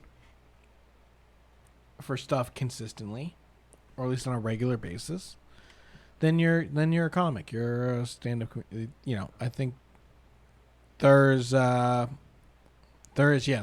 a time frame when you become each thing, and when you should post that you are on Facebook and that, and advertise yourself as such. If you're advertising yourself for hopes of getting gigs and stuff, again, that's great for that hustle. But don't hustle more than you can deliver. Don't offer more than you can do, because then you're just hurting everyone in the long run. Mm-hmm. So if you're like, oh, I'm a comic, I'm a comedian, boom, boom, boom, and then someone who's never booked a comedy show in their life books you, and then you're like, oh, yeah, I know how to do it. And then, you know, can you do 20 minutes? Oh, I can do 30 minutes. And okay, I'll do 30 minutes. And you only got like 10 max. Jesus. Which plenty of people have done. It hurts everyone in the long run, including yourself. Mm-hmm. Do you want a kind of payday once? Or do you want a consistent thing to continually go back to and help grow, and then eventually, you know... Yeah, people people cash out before they fucking even spun the wheel. Like, it's... Right. Everyone gotta settle down. Yeah. I feel like that's really a common theme in this. Settle down. Settle down. Now, that said, do you think, like, obviously I think it's very important to be humble.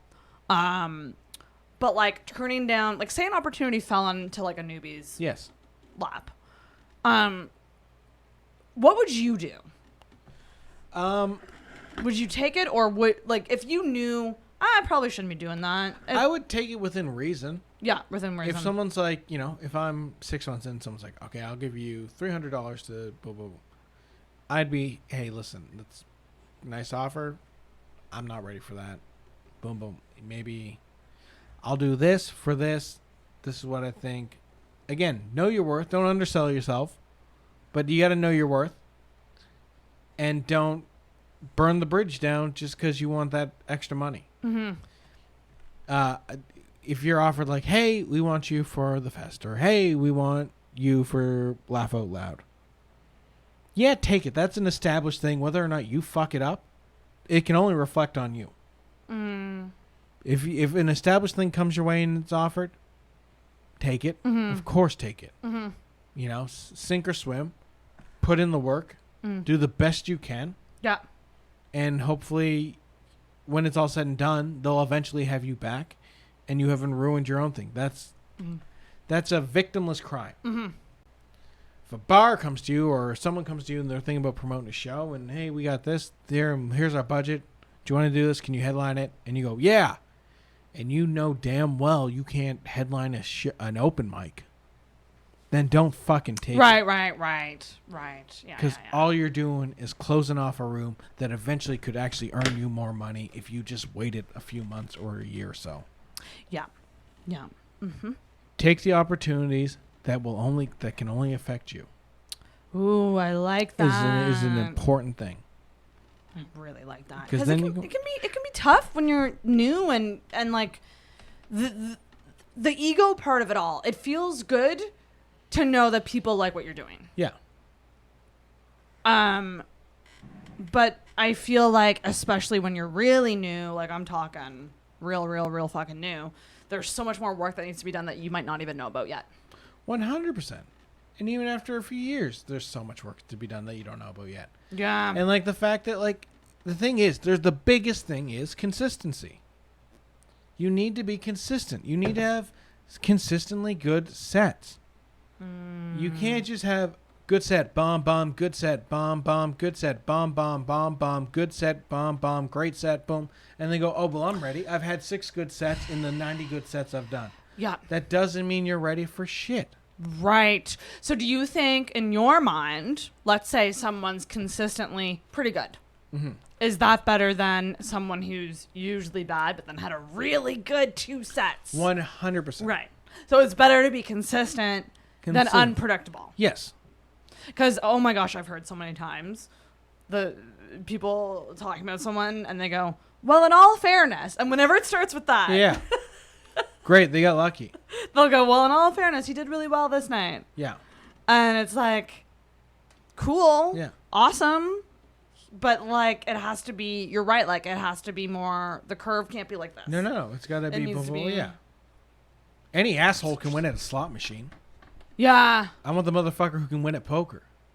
Right. So sometimes it's luck. Sometimes it's luck. And sometimes you're consistent. Sometimes it's boom, boom, boom. Yeah, sometimes it's people that are dependable and you can rely on, and it's not so hit or miss. And even if it's hit or miss, there's people that are hit or miss, but you know they're good comics. Right. And there are the people that are like, that have good sets, that have potential, but it doesn't mean they're good comics yet. Right. They could be good comics. They could be if you give them the time to grow. And that is the thing. This is a long process. Honest to God. Yeah. I could be a fucking doctor by now. But I put my effort into this. That's right. You have. And it takes time. Yeah, no, that does. I always think of the consistency thing when people talk with the calling yourself a comedian thing. Yeah. Because I don't think a comedian would take months off. I think that true comedians, actually really like, and that's the thing about I listen to a lot of podcasts of like, you know, like Whitney Cummings, Nikki Glaser, and like they're going like Nikki Glaser like wanted to quit comedy because of the lack of stage time over the past month. She's like I can't, in order to do this thing, I gotta be doing it all the time, and I can't right now. Yeah. Like in the States, it's way worse. Yeah, absolutely. It's like we're really fucking lucky here. We're really lucky, and that's the thing. This is a perfect time for people to grow. It is, yeah. Don't take on more than you can handle. Yeah. It's only gonna hurt you. You have the opportunity now to get really good, way faster than any of us could. Right. It's a really take interesting that time. opportunity to get better. Not try to be better. Work on getting better. Which is so key. Yeah. Because once you get better, then you can be better. Yeah. But if you're not there yet, you're not there yet. You can't force it. And it's okay to not be there yet. 100%. Everything I told you your first set. You're supposed to suck. You're supposed to fucking stink. God. You've never done this before. I know. You're supposed to be awful. If you get you killed for your first set. And then you shouldn't hear the words killed, slaughtered, been dominating the scene, been a staple of the scene for another 5 to 6 fucking years. What about, okay, yeah, kill is probably not great. But like, what about someone just saying, my favorite is Albert, because Albert's such a sweetheart. He just wants to be nice to everybody. And after District 5, when I just wasn't happy with what happened, he saw me on the sidewalk and goes, yeah, good set. And I was just like, you're so cute. You just don't want to make me good sad. Set. Good set is like I don't know. I think it's good to hear good set. Good set's a very don't nice. Don't say killed. Yeah, or don't say killed, murdered. and that's it, and murdered. That's the same with fucking hosts. People that host shows need to stop saying, this guy's been killing it. This guy's been murdering it. You're setting a standard that this person is too young to reach. Whether or not they've been doing really good on the scene, which is awesome. But say like this guy's new to the scene, but he's been working hard. This guy's new to the scene, I think he's really funny. Boom, boom, boom. Right. Great introduction. How do you? Yeah, because you don't like being introduced as. That's why I told you that you were just okay when I. Thank you. So what is that? What's going on there? It sets because people don't go, oh, awesome, we're getting the best. They go, really? Let's see what he's got. And then so they immediately are on guard for like, I'm listening for the best comedy. I'm listening for Halifax. They're gonna try to find flaws. They're gonna try to find flaws.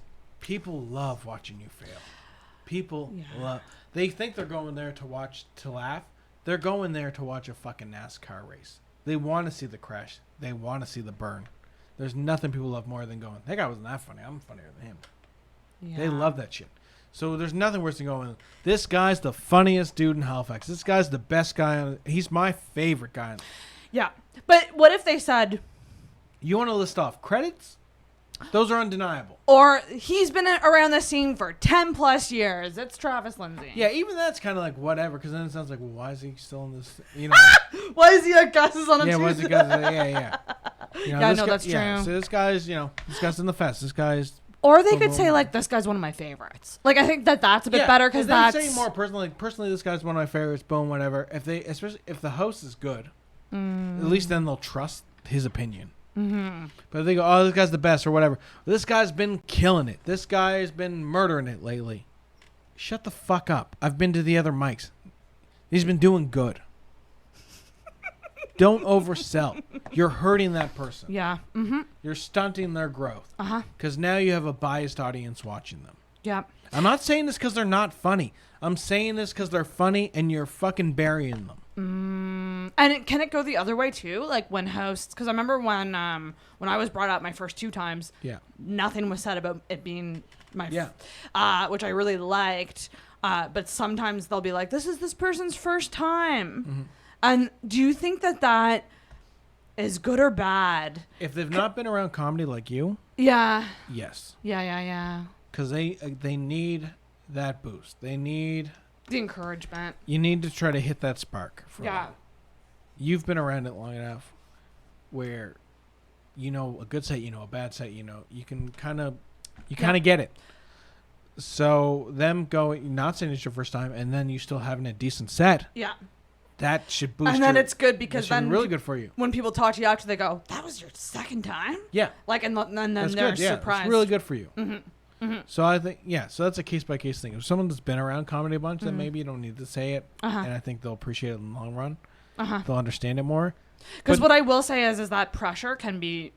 I felt a lot of pressure. Yeah.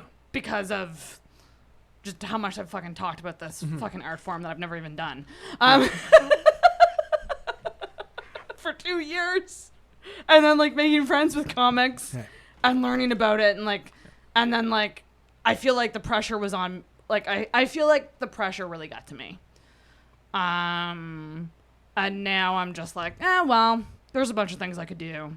I will do it when I feel good about doing it, kind of thing. Yeah, that's fine. Yeah. Work on it at your pace, like I said. Because as soon as it becomes, like, more stressful than fun, it's like podcasting. If a podcast is more stressful than fun, it's probably a sign that, like, you should take a break. Or it should be fun. At least step back and go, why is it stressful? And, Yeah. And then navigate why that is. Because then sometimes it's the stress that you're like, okay, this is unavoidable. I still got to push through. Then they go, okay, well, this is something I know with some time off. It'll go away. That's right. Yep. And for me, I was just getting in my head too much. And I honestly, it's also very hard for me not to compare myself to others. 100%. Yeah. And that really got to me. And I think one thing, if I could give any advice, and I think you might agree with this, it's focus on your own shit. Yeah. Don't.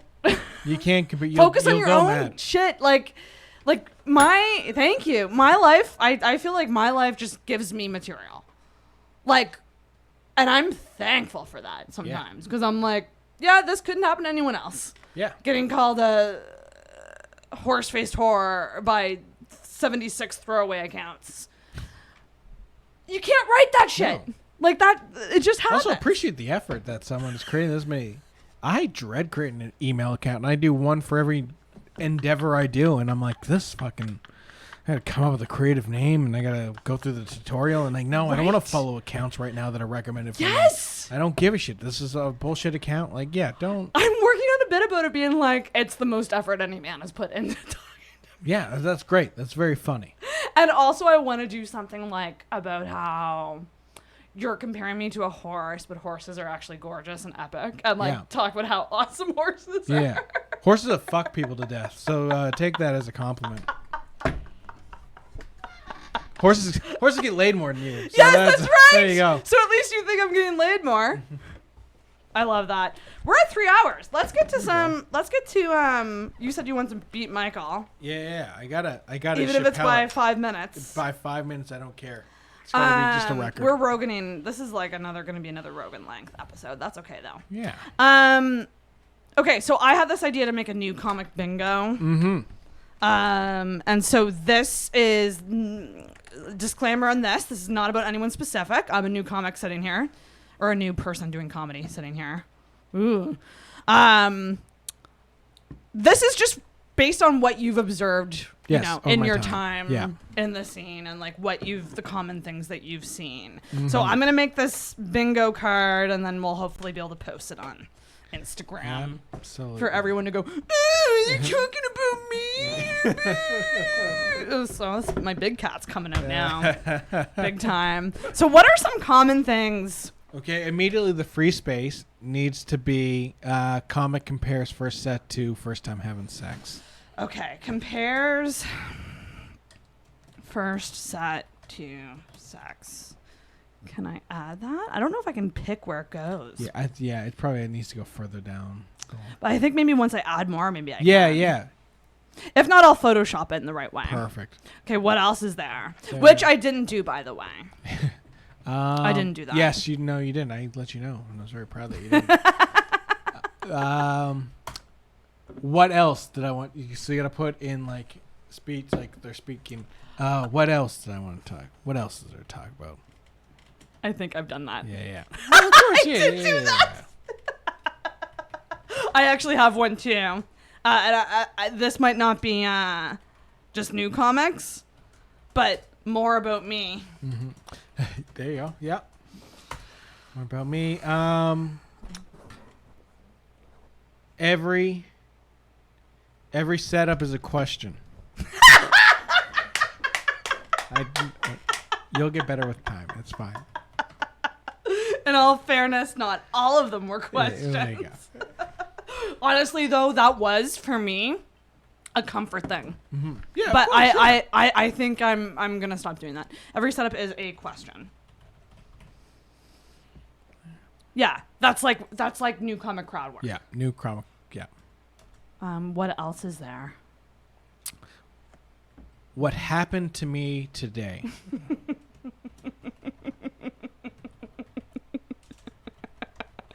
Oh, it's so true. God, I just have this funny story to tell. Might as well tell it. Hack observation on the bar they're performing in. About the bar? Yeah. I'll just say about the venue, maybe. Yeah, perfect. What would be a hack observation about the venue? Like something about like. It would be on like the background, which, you know, for a show that's been there for fucking 10 years, everyone has already said what looks needs like to we're be in the there. woods. Yeah. Believe it or not, this brick is fake. I feel like I'm telling jokes in an alleyway. Oh man, Shut up. That's funny. Frig. Oh, I know one. Mm-hmm. Plays with mic cord. Yes. It's a good one. Although, do you think some pro people do that? Anyone that does, it's their thing. I don't think any pro does it like. Do you think it's just kind of like because I noticed that for me, I like this is what I do. Mm-hmm. I will stand like this and hold it like this, Okay. and That's a I comfort thing. I don't know why. I did not plan to do that. It's something I naturally started doing. Yeah. And I can't stop. Yeah, you'll either grow to it or it becomes your thing. I don't know if that's a. Cause I don't want to say that's like a woman, like a female comic thing, but it does seem like kind of a little. It's very dominatrix like. Like it seems like you're trying to be your show that you're in control. I kind of like that. Well, then fucking own it. And that's. But it is a new comic bingo. Yeah, plays with the cord is Plays with my cord. Plays with my cord. Holds on to mic stand. And motherfucker thinks they're Steven Tyler. I like these. These aren't that mean. No, these are like very people would understand them. Yeah. Holds on to mic stand. What about pacing? Pacing is kind of like the mic stand one. I would say pacing works too. Pacing? Yeah, pacing works too. Pacing, no eye contact, I would put. Yeah, I've done that. Just I feel like if I'm posting this as a clip, I'm gonna intercept clips of my set. Yeah, that's hilarious. That's really funny. You should do that. You should just put in like like quotations. Crazy. A lot of people will, like they'll do a joke, kind of bombs, and they'll either go crazy. Oh, like they need to acknowledge like how wild. It's wild. Crazy. Ooh. What else? Also in quotations. What else? What else I want to talk to you guys about? What else have I got there? We could even make it less long if we wanted to. There's got to be more. Oh, there's way more. What about like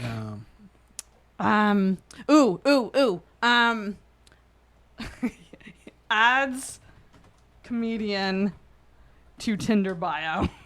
There you go. Perfect. That's a great one. That's a really good one.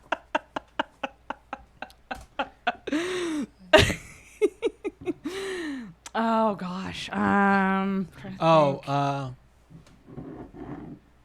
Insert.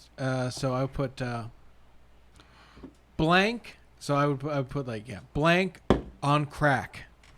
People love either like it's a cross between this and this, Or blank on blank. Blank on. Oh, got you. Like Like that. Yeah. Like that. My mother-in-law's like Mike Tyson on crack. Right. Blank. Maybe I'll put blank on crack metaphor. Yeah. Boom. I look like blank and blank had a baby.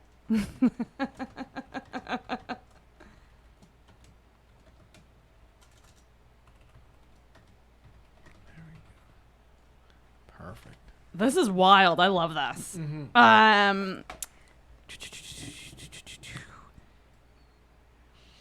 Arnold Schwarzenegger impression. Oh my God, how the fuck do you spell his last? I need to Google that. It'll come up right away. Yeah, there you go. Holy shit. I mean, I'm not wrong in not even attempting that. There you go. That's harsh. It's like ham and egger with Schwartz.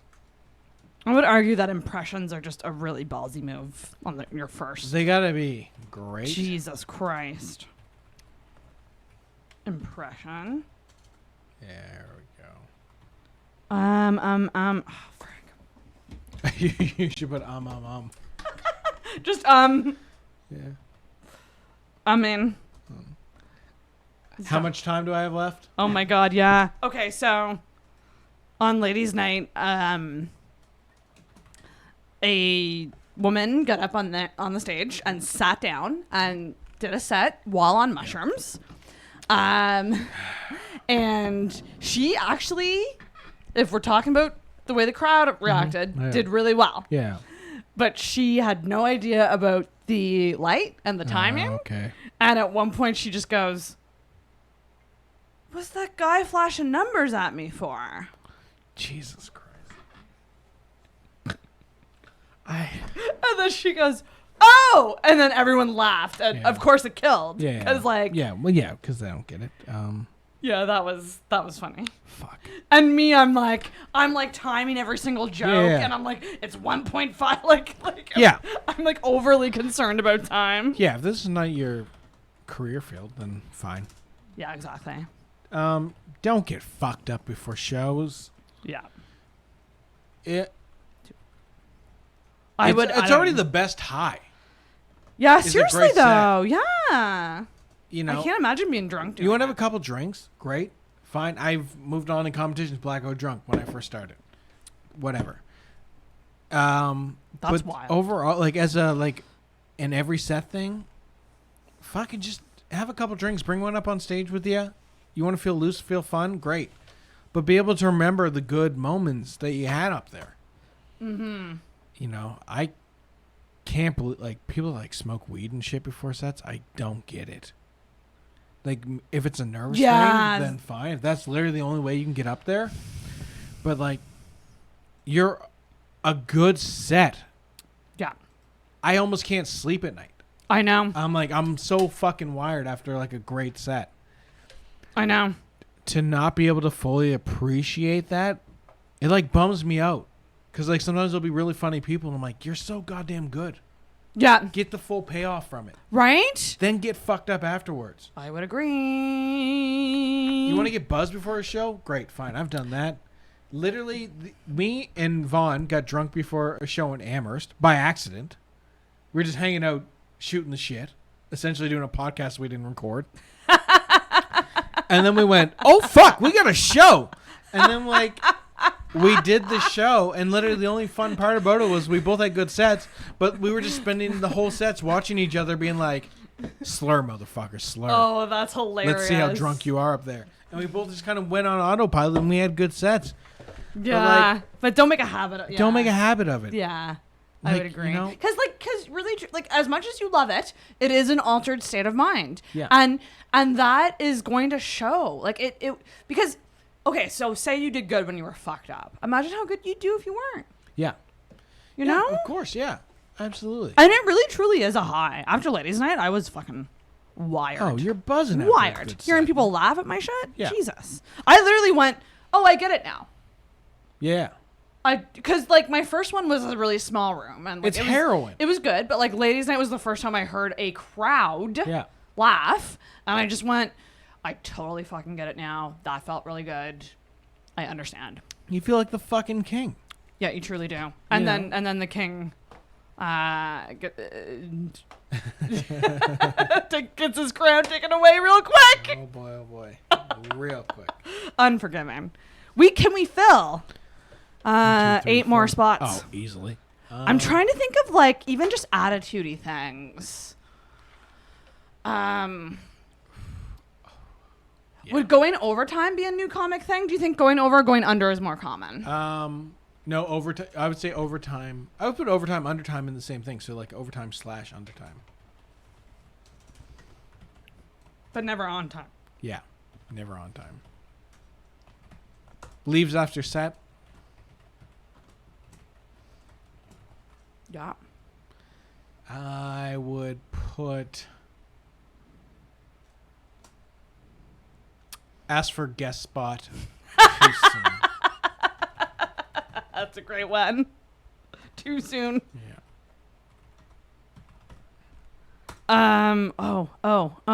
What about, okay, so there is a comedian who is back on the scene.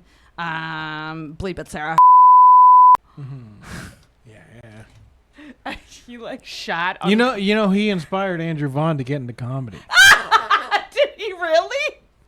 Seriously though? No, but he told Vaughn at the last show that of their little tour that it's great that you guys got into comedy because of me. Oh man. So maybe Caitlin Shavera and Oh my gosh. Couple Well, other he comics backing shits up on on that. comics for taking notebooks up. What are your I want to get your thoughts on notebooks. Is that obviously like I take notes up. I would put notebook on a paid show. Okay. Open mic, you bring up better. your shit. Yeah, that's right. 3-minute set, whatever. Yeah, bring up a notebook. But if it's on that guest spot that you begged for, Could we just put reading from book? Because that's a different thing. yeah, we can do reading from book. Yeah.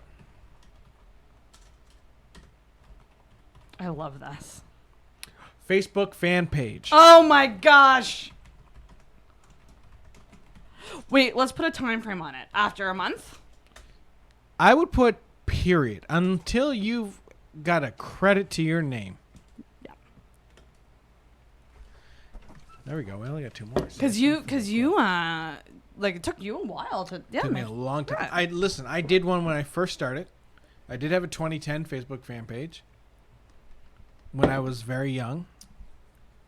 Right. And then my account got hacked, so It was a new comic thing. It was a new comic thing. Oh, I got New one. comic. I got one. There you go. That's the Asks to guest on comedy podcast. By the way, not shitting on that because I need guests, and I do think talking to fellow new comics is also interesting. Yeah. But the comic that's working for is Mitch because he's been on like so many podcasts. He just doesn't give a shit. He's like, I'll go on anyone's podcast. Mitch is a fucking entity. Though. God, I would have. I just the idea of, because I knew that like Vaughn had seen Mitch when he first started, Yeah. but I would love to like just hear Andrew Vaughan reacting to Mitch now. Yeah, he would. Mitch loves when people talk about him on podcasts, by the way. Well, so. I'm sure I get that. I don't think he would dislike Mitch. I think he would just be kind of like, oh, you. Yeah, he's yeah. But I think he would look at Mitch as harmless. Yes. In the grander scheme of what's going on in the scene, I would say he would think Mitch is just a funny young kid. Right. Oh, I got one. Mm-hmm. Unless you have a better one. I was gonna Okay, say invites lots of friends to shows. That's Or first show. Maybe not first show. Maybe that's not necessarily a new comic thing. yeah, it's not new. I would say every comic does, Every does now and that. then Yeah, we'll do that. we'll try to bring people to show. And actually, I'm not fucking. That's also good, I think. Ask if they get paid. Christ almighty. Asks host if they.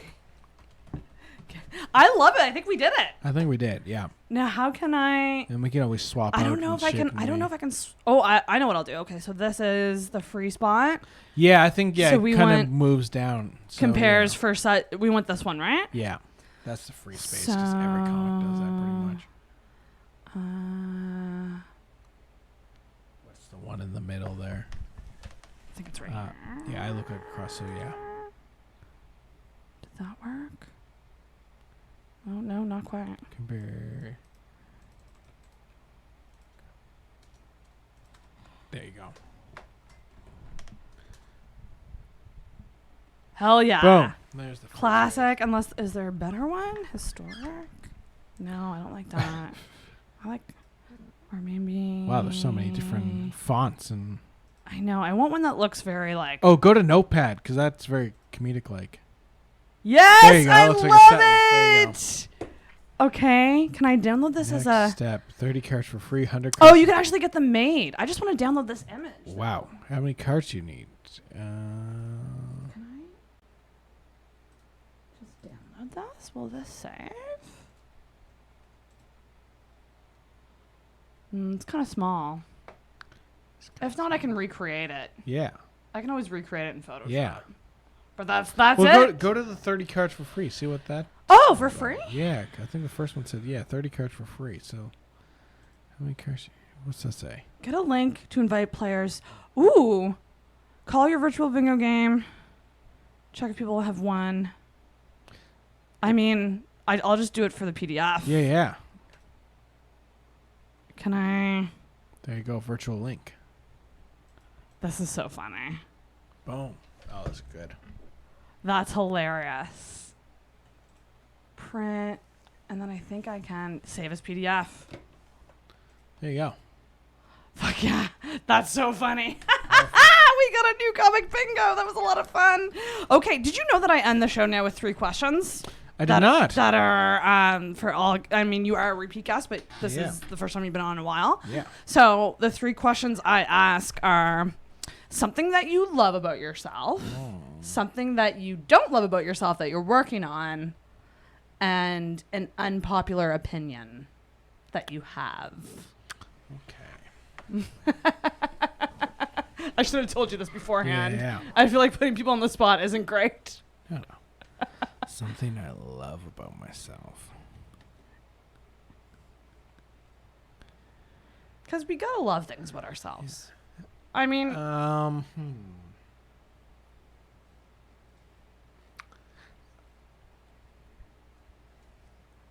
I love that I am a competent comic. Mm-hmm. I do know that enough that I get booked for shows and shit. So I'm very proud of the comic that I have become, and I'm continuing to grow and be. I don't like that I always feel like I'm bugging people when I know I'm not. I don't know. I just feel like what do you mean bugging? I always feel like I don't reach out to people, and I don't because I always feel like no one wants to hear from. Like I'm very self-conscious and insecure about my self-worth as someone that people want in their life. That makes me sad. Yeah, but I'm working on it. Yeah. And what was the third? Unpopular opinion. And this can be silly or controversial. Like, it can be anything. Something that you think that you feel the majority of people disagree with. Okay. Unpopular opinion. Frozen 2 is better than Frozen 1. 110%. I heard you talking about this on the on your podcast. Yeah. Frozen 2. I haven't seen Frozen 2 yet. It's great. I highly enjoyed Frozen 1, though. It's a fine Disney film. It's very nostalgic and classic, Disney. Frozen 2 is better. Just because it doesn't have a fucking Let It Go does not make it any less of a film. It's a great goddamn film. Damn. It's better than the first one. It's less cliche and hokey. It's not playing to the people that loved Frozen. It's its own smart, Oh, that's nice. Well done cinematic adventure. Damn. Give it a chance if you haven't seen it. There's way worse Disney sequels out there. Pocahontas 2, Mulan 2. So out of all the sequels that there have been of Disney movies, give goddamn Frozen 2 a chance. Frozen 2. Justice for Frozen 2. I have to watch that. I really like the first one. Here's something else that we can fill some time so you can beat Michael. I gotta beat Michael. There's you can't let that pipsqueak No. win. No. Pipsqueak. Go back to Cape Breton, bud. What a sweetheart, though. He really is a sweet guy. Okay, so this is another thing that I've done on the show a couple times. So I'm going to ask you a series of questions that reveal things about you. Okay. That will tell us more about Travis without you knowing what I'm talking about. So what is your favorite animal? My favorite animal is... If I had to say... I think any kind of primate. Overall, like a chimpanzee or a... Howling monkeys, I really liked as a kid. Howling monkeys? We'd go to the zoo and I'd always howl at the monkeys. Stupid thing, but yeah. I would say I think monkeys probably because they're most human-like and... What about them do you like? Name like 3 things that you like about them. I like the way they problem solve. Mm-hmm. There's some form of critical thinking when it comes to them, which is, probably the closest thing to humans. Mm-hmm. They seem to laugh and find humor in things. They do. And, they make goddamn good rulers of the world when people get They'll also fuck you up. They'll rip apart your... Jesus Christ. But regardless, people will still love them. I'm sure that you saw that fucking baboon eating the fucking little baby deer. Oh, yeah, the baby deer just ripping it open, That is, let me tell you, that's one thing on Nature is Metal that I will not watch. Anything with baby animals eaten alive. There's one today with a zebra baby, literally just born, and then a lion comes along and... If the lion just comes and grabs it and runs off with it, I can watch that. Yeah. If it's literally being eaten alive, I will not watch. Yeah. That really... I feel like anti-abortion people are like, this is what abortion is. Pretty much. Favorite article of clothing? Like specific, like a piece or like a type? If you have a specific piece, yes. Or just like a general piece.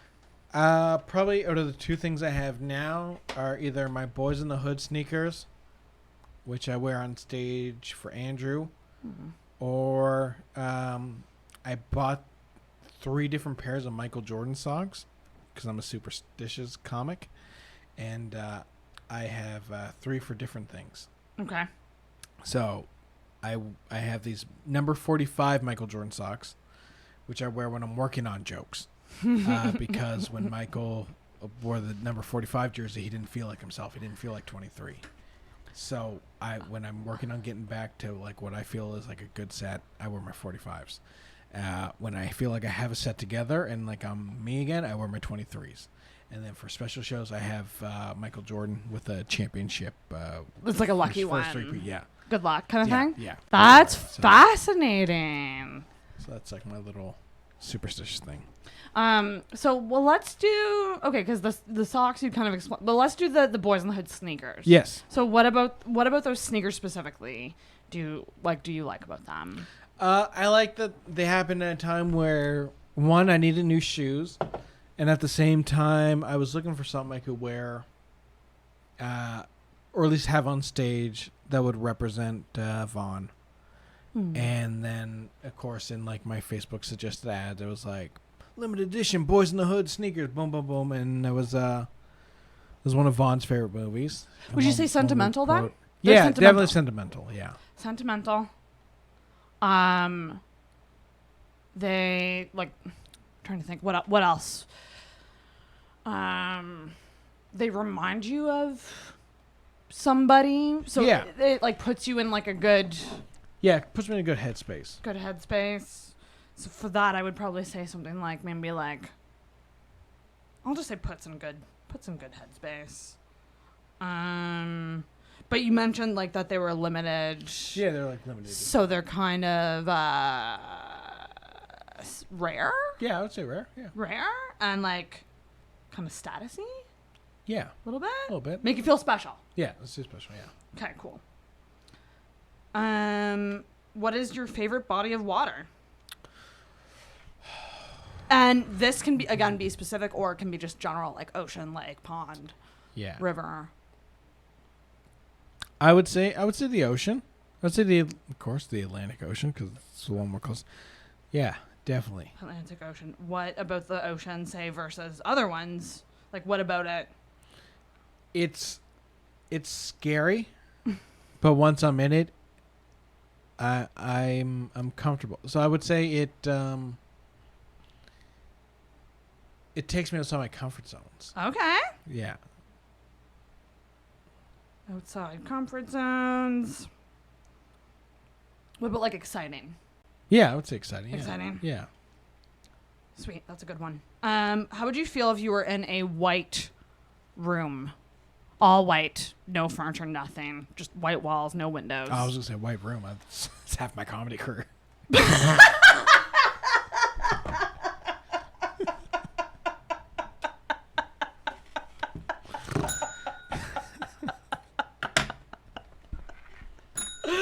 Oh man, that's funny.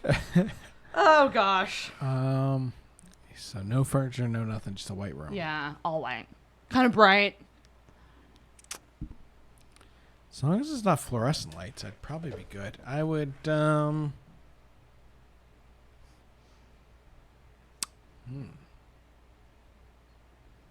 think it would be very thought provoking. Okay. I think my head would I'd start thinking a lot. I like that. Thought provoking. What kind of feelings would you have? Like, what kind of emotions do you think you'd experience? Curiosity. That's a good one. Yeah. I think curiosity would be. You wouldn't be scared? Maybe I'd be nervous. I wouldn't be scared. Okay. Those are all good. All right. All right. So, your favorite animal is how you view yourself. Okay. So you said, like, you liked problem solving. Yeah.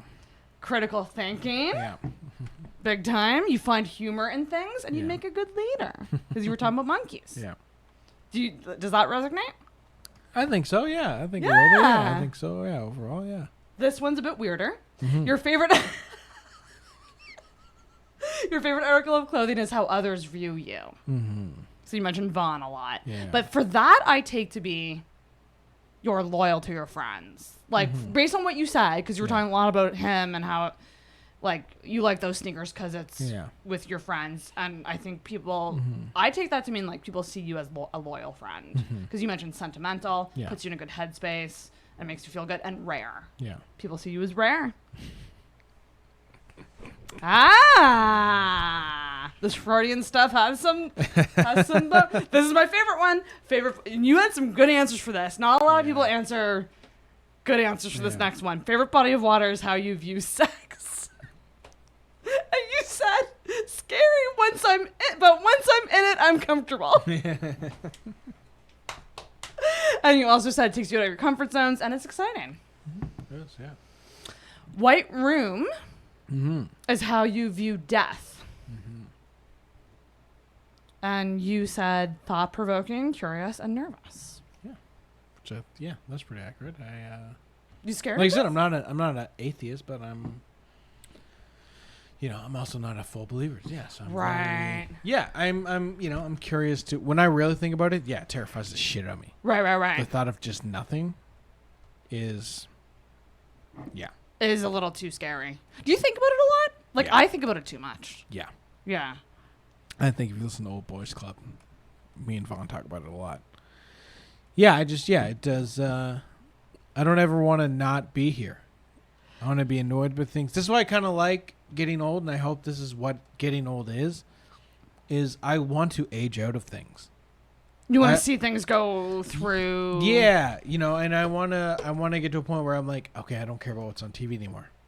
I don't care about the newest food. Like, I don't care about the new movie. I don't care about the new... I want to age out of things where I go, when I am going to die, I go, there's nothing here for me. That's what I hope it is. Mm-hmm. That's why I don't really care when old people have old people views. Right. Because it's like, yeah, they're getting ready to die. Yep. As they should be. Very. You know, it's only dangerous if they're in power to have these shit views. But if you were fucking 70, do you want to be excited for shit? No. Yeah. I'm glad fucking The Last Avengers already came out. Like, I'm pumped. Yes. I'm done. Call it a... There's nothing that bums me out more than someone being like, oh, they're never going to see that last. Like, that was one of my first Vaughn thoughts. Was like, we saw Endgame. He saw Last Jedi. Like, he saw, Rise of Skywalker. What would he be pissed about missing right now? Me.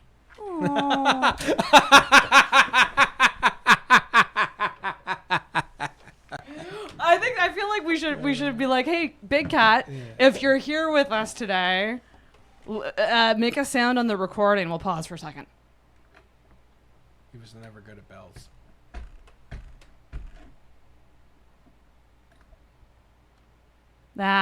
You're not really fucking here, are you? God damn it. That's interesting that you said about, I wanted to play this joke that this comic had about aging and getting older and how, like, it's just really funny. Anyone else find it weird how they keep on figuring out how to make life longer? Don't you think they should figure out how to make it less shit first? Yeah. Shouldn't that be step number 1? Make Oh, shit. There you go. less shit. Step number 2, add to it. Right? And they keep adding to the worst part. The end. Good joke. Who wants more end? Middle, you morons! Put more in the middle! And just keep on adding crust to this pizza. Weirdos. Damn, Albert got good fast. Oh my God! I literally thought the same thing. I thought he was more expressive Albert. Yeah. The way he said it. I've been thinking about making it less shit first. I have a great Albert burn if I ever get to do another roast of him. Oh, there you go. Which is that Albert looks like he collects trains. That's a great one. That's I don't know what. But he's not allowed to operate them himself. Or like he looks like he sets up toy trains in his backyard for fun. Oh boy, yeah, he's a conductor. What other juice can we squeeze into this? Because we had a bathroom break that was about 5 minutes. Good. Okay, if comedy was a bookstore, okay, and you're working at the bookstore, obviously, because you're one of the few consistently working comics here, and there was a staff recommendations section. And you had to pick a couple names of people. And this is not, if you're not named, don't fucking get offended. But people that you think, you were talking about the Switch and how the Switch might be coming. And you see it in some people and you might not in others yet. What kind of, who you liking? Who you enjoying? And in this scene specifically, Halifax. Scenes, okay. Albert. Albert Coombs, Emma Mater, Sam Bartle, Crystal F.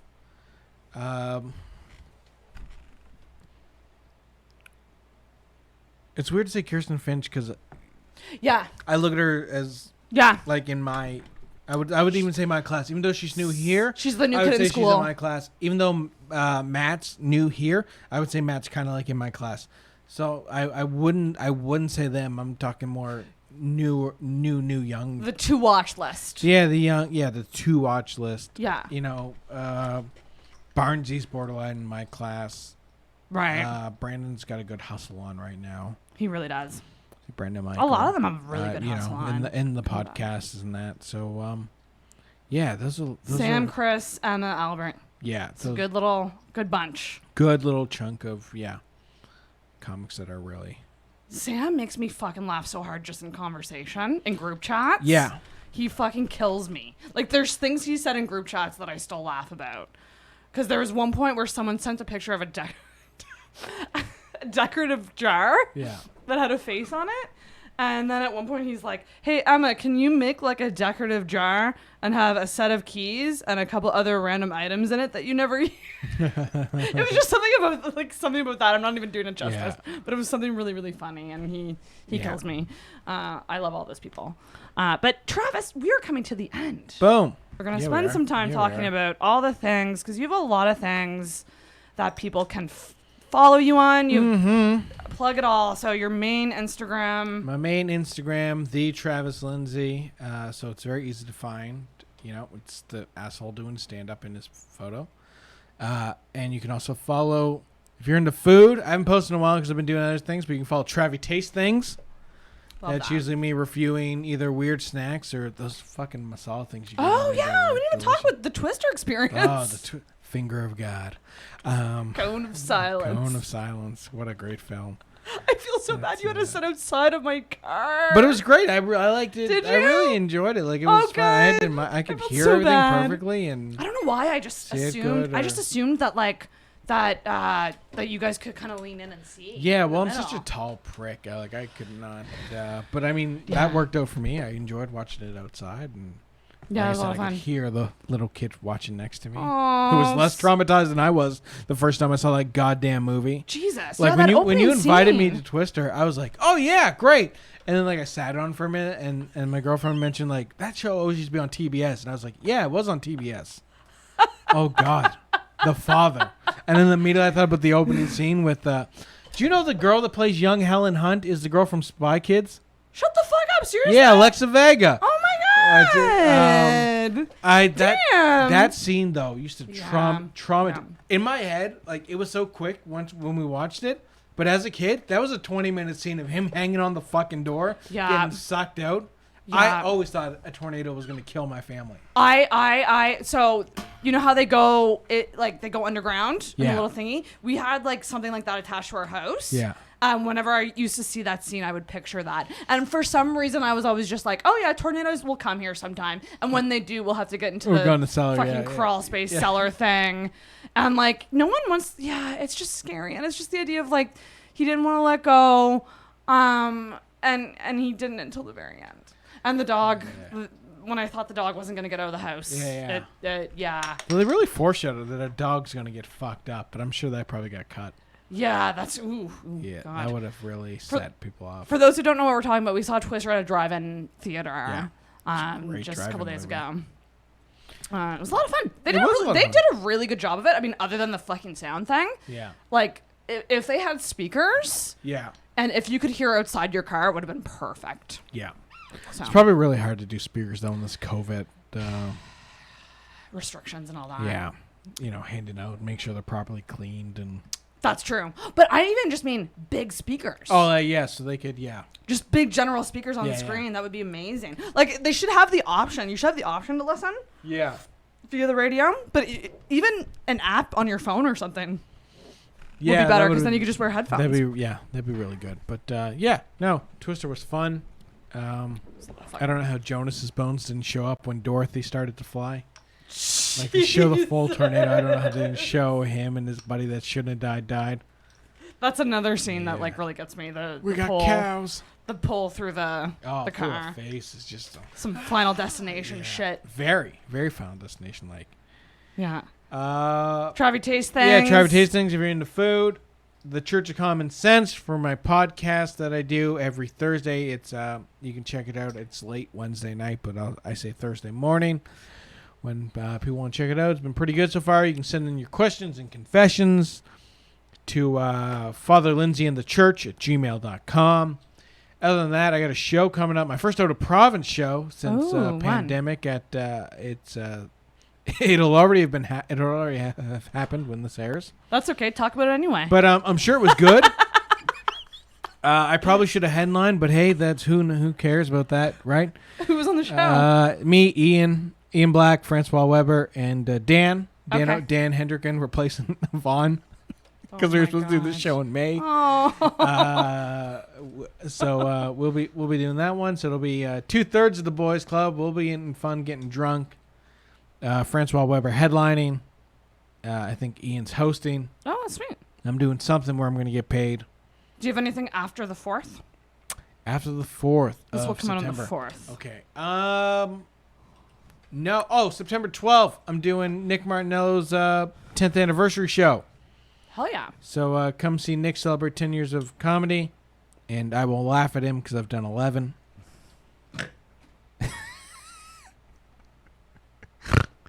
And believe it or not, I have not drank that much. Can you please, somehow make an 11th anniversary show happen? That would be January 20th, 2021. So if someone wants to help me put that together, gladly. I'm trying to record some shit, so that would be good. That's really funny. Other than that, you mentioned something on the 19th. I also got offered something else on the 19th when I was in the washroom break in Windsor. Oh, take that one.